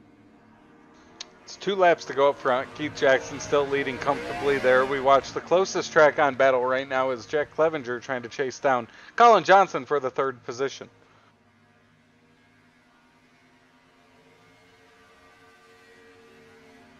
Colin stretches it back out. Keith Clevenger kind of spun the tires coming up on that NASCAR, was doing what Isaac was doing when he was trying to chase Clevenger down, just getting too aggressive getting back to the throttle.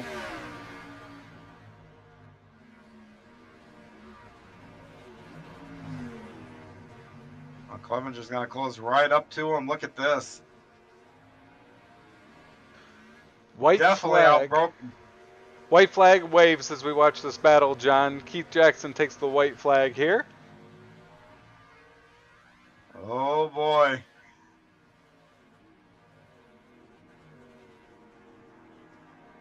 Oh.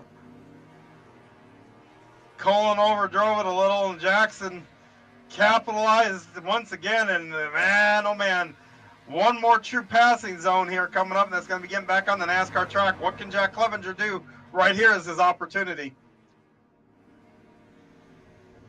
Good run.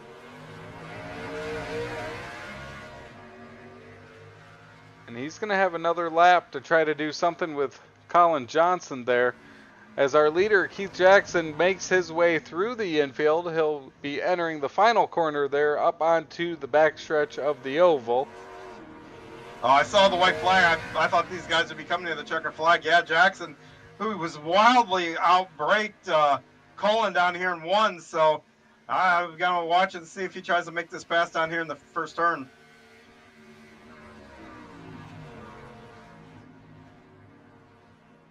Colin's real conservative here. Does a nice job. But out of turn number 4 of the oval, John, it's going to be Keith Jackson, your winner at the Kansas road course. As we'll go back to that battle, Isaac Salas is in 2nd currently. This is the battle for 3rd. Oh, Colin made a mistake. Oh, Jack just is not close enough to catch him. He's tail slapping that 78 machine. Try to get back on the throttle really, really hard, but that's just I fall a little short now. Isaac Salas will cross the start-finish line in the 2nd position. You know what? Jack got a good run coming up on that NASCAR. He may be able to draft him if he can get through 3 and 4 a little better. This thing is not over. And he's going to look to the inside through 3 and 4 of the oval. It's going to come to the line for 3rd. He'll go down to the apron. It will be Colin Johnson just ahead of Jack Clevenger. Well done, boys. Donovan Ross will cross in the 5th position. And we go 50 laps on a roval situation, and it comes down at the line for the 3rd place position, John. It does, and they did a heck of a job there. Both of them, from Jack trying to push and Colin not to make a mistake. And what a great battle. What a great way to end the race. Great way to end the race. Great way to end this Gambler Motorsports Thursday Night Thunder. As always, we'll have those top 3 finishers join us up here in the booth as 4 cars end up on the lead lap, and you can see that battle for 3rd that we had the pleasure of watching there at the end. So your race results: Keith Jackson, your winner; Isaac Salas, 2nd; Colin Johnston, 3rd; Jack Clevenger, 4th; Donovan Ross rounding out your top 5. Then it's Greg Parmalee, John Rayner Jr., Gary Offit, Terry Landis, and John Hine. As John, I'll throw it over to you. You have our 3rd place finisher, Colin Johnston. Colin, this John up in the booth. You got a copy? Yeah, I got you. Man, oh man, I tell you what, you made it exciting. You guys, that battle for 3rd, walk me through those last couple of laps, and how did you keep from getting rattled and keep her on the track?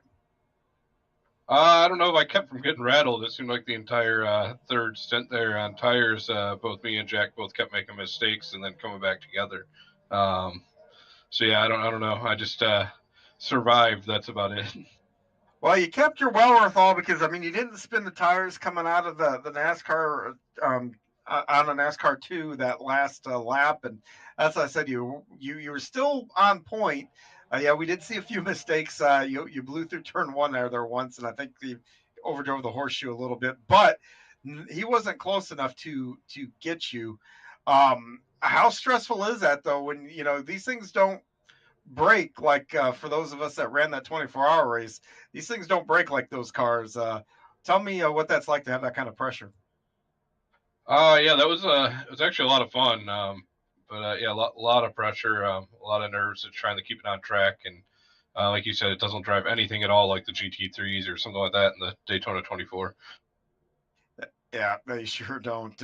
Well, real quick, last question. Are you wore out, or you ready to go do another 50 out there? No, I'm pretty well wore out after that one. It's pretty simple track, but still pretty demanding once you're out on it.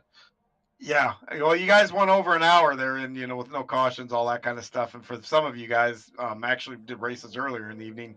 I was thinking there's probably some pretty tired. That's probably what contributed to some of those mistakes that last stint there. I'm going to bet. But who would you like to give a shout out to?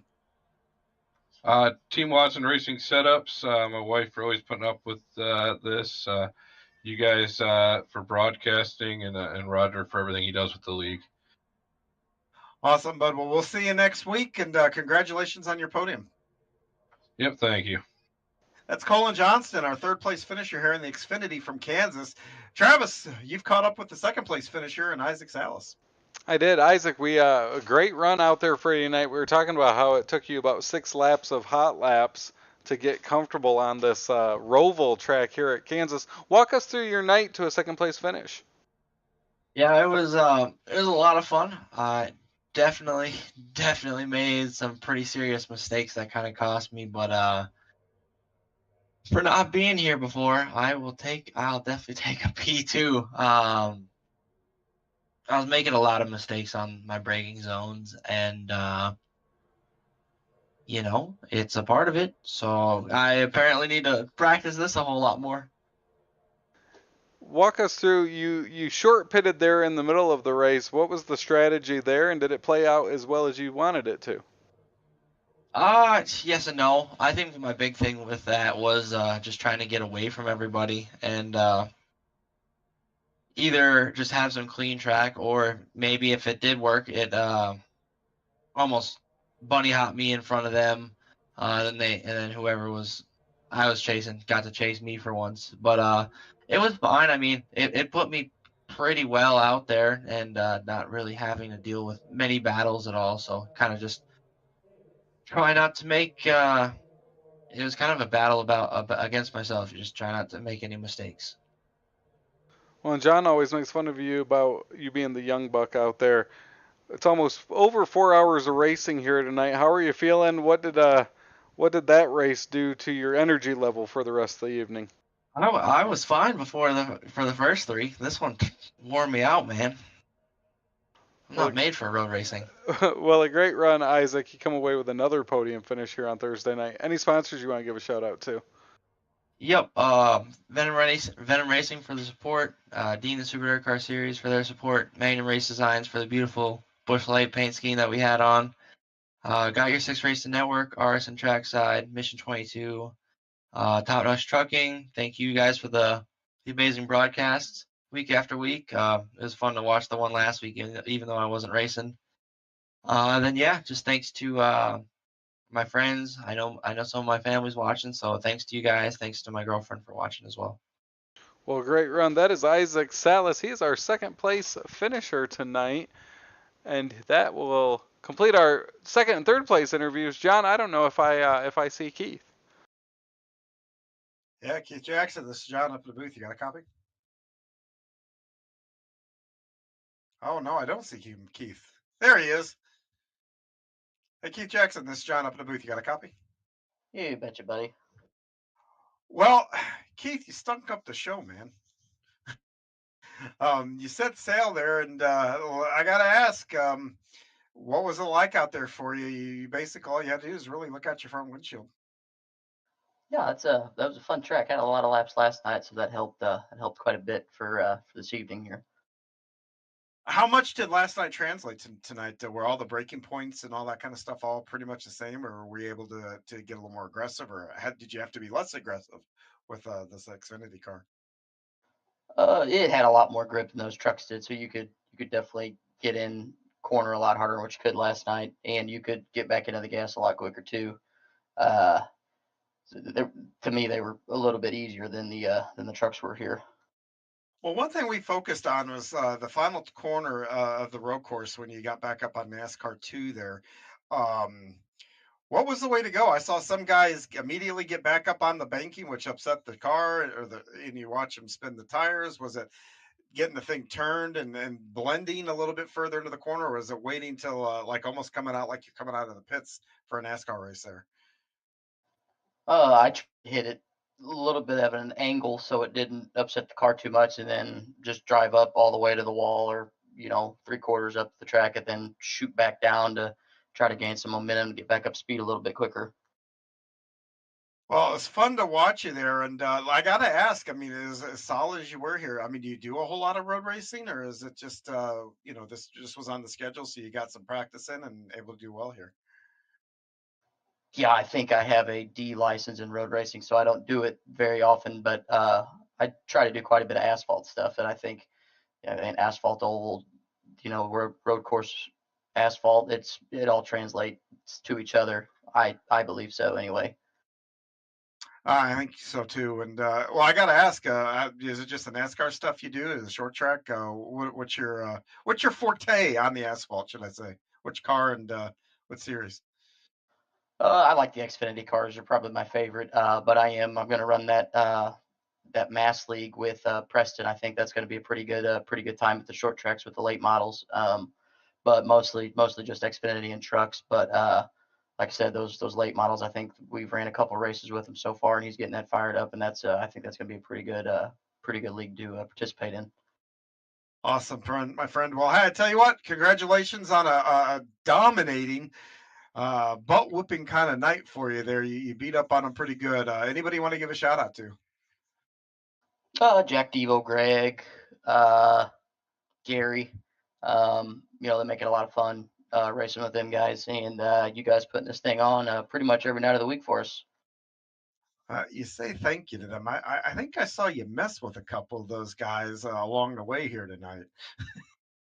Yeah, yeah, you gotta have a little bit of fun. You gotta have a little bit of fun. Gotta have a little bit Yep. of fun every now and again. Yep, absolutely. Hey, you know what? Teammates really enhance this whole iRacing deal. So good deal there, and we'll look forward to seeing you on down the road, Keith. Yep. Thank you, gentlemen. Have a good evening.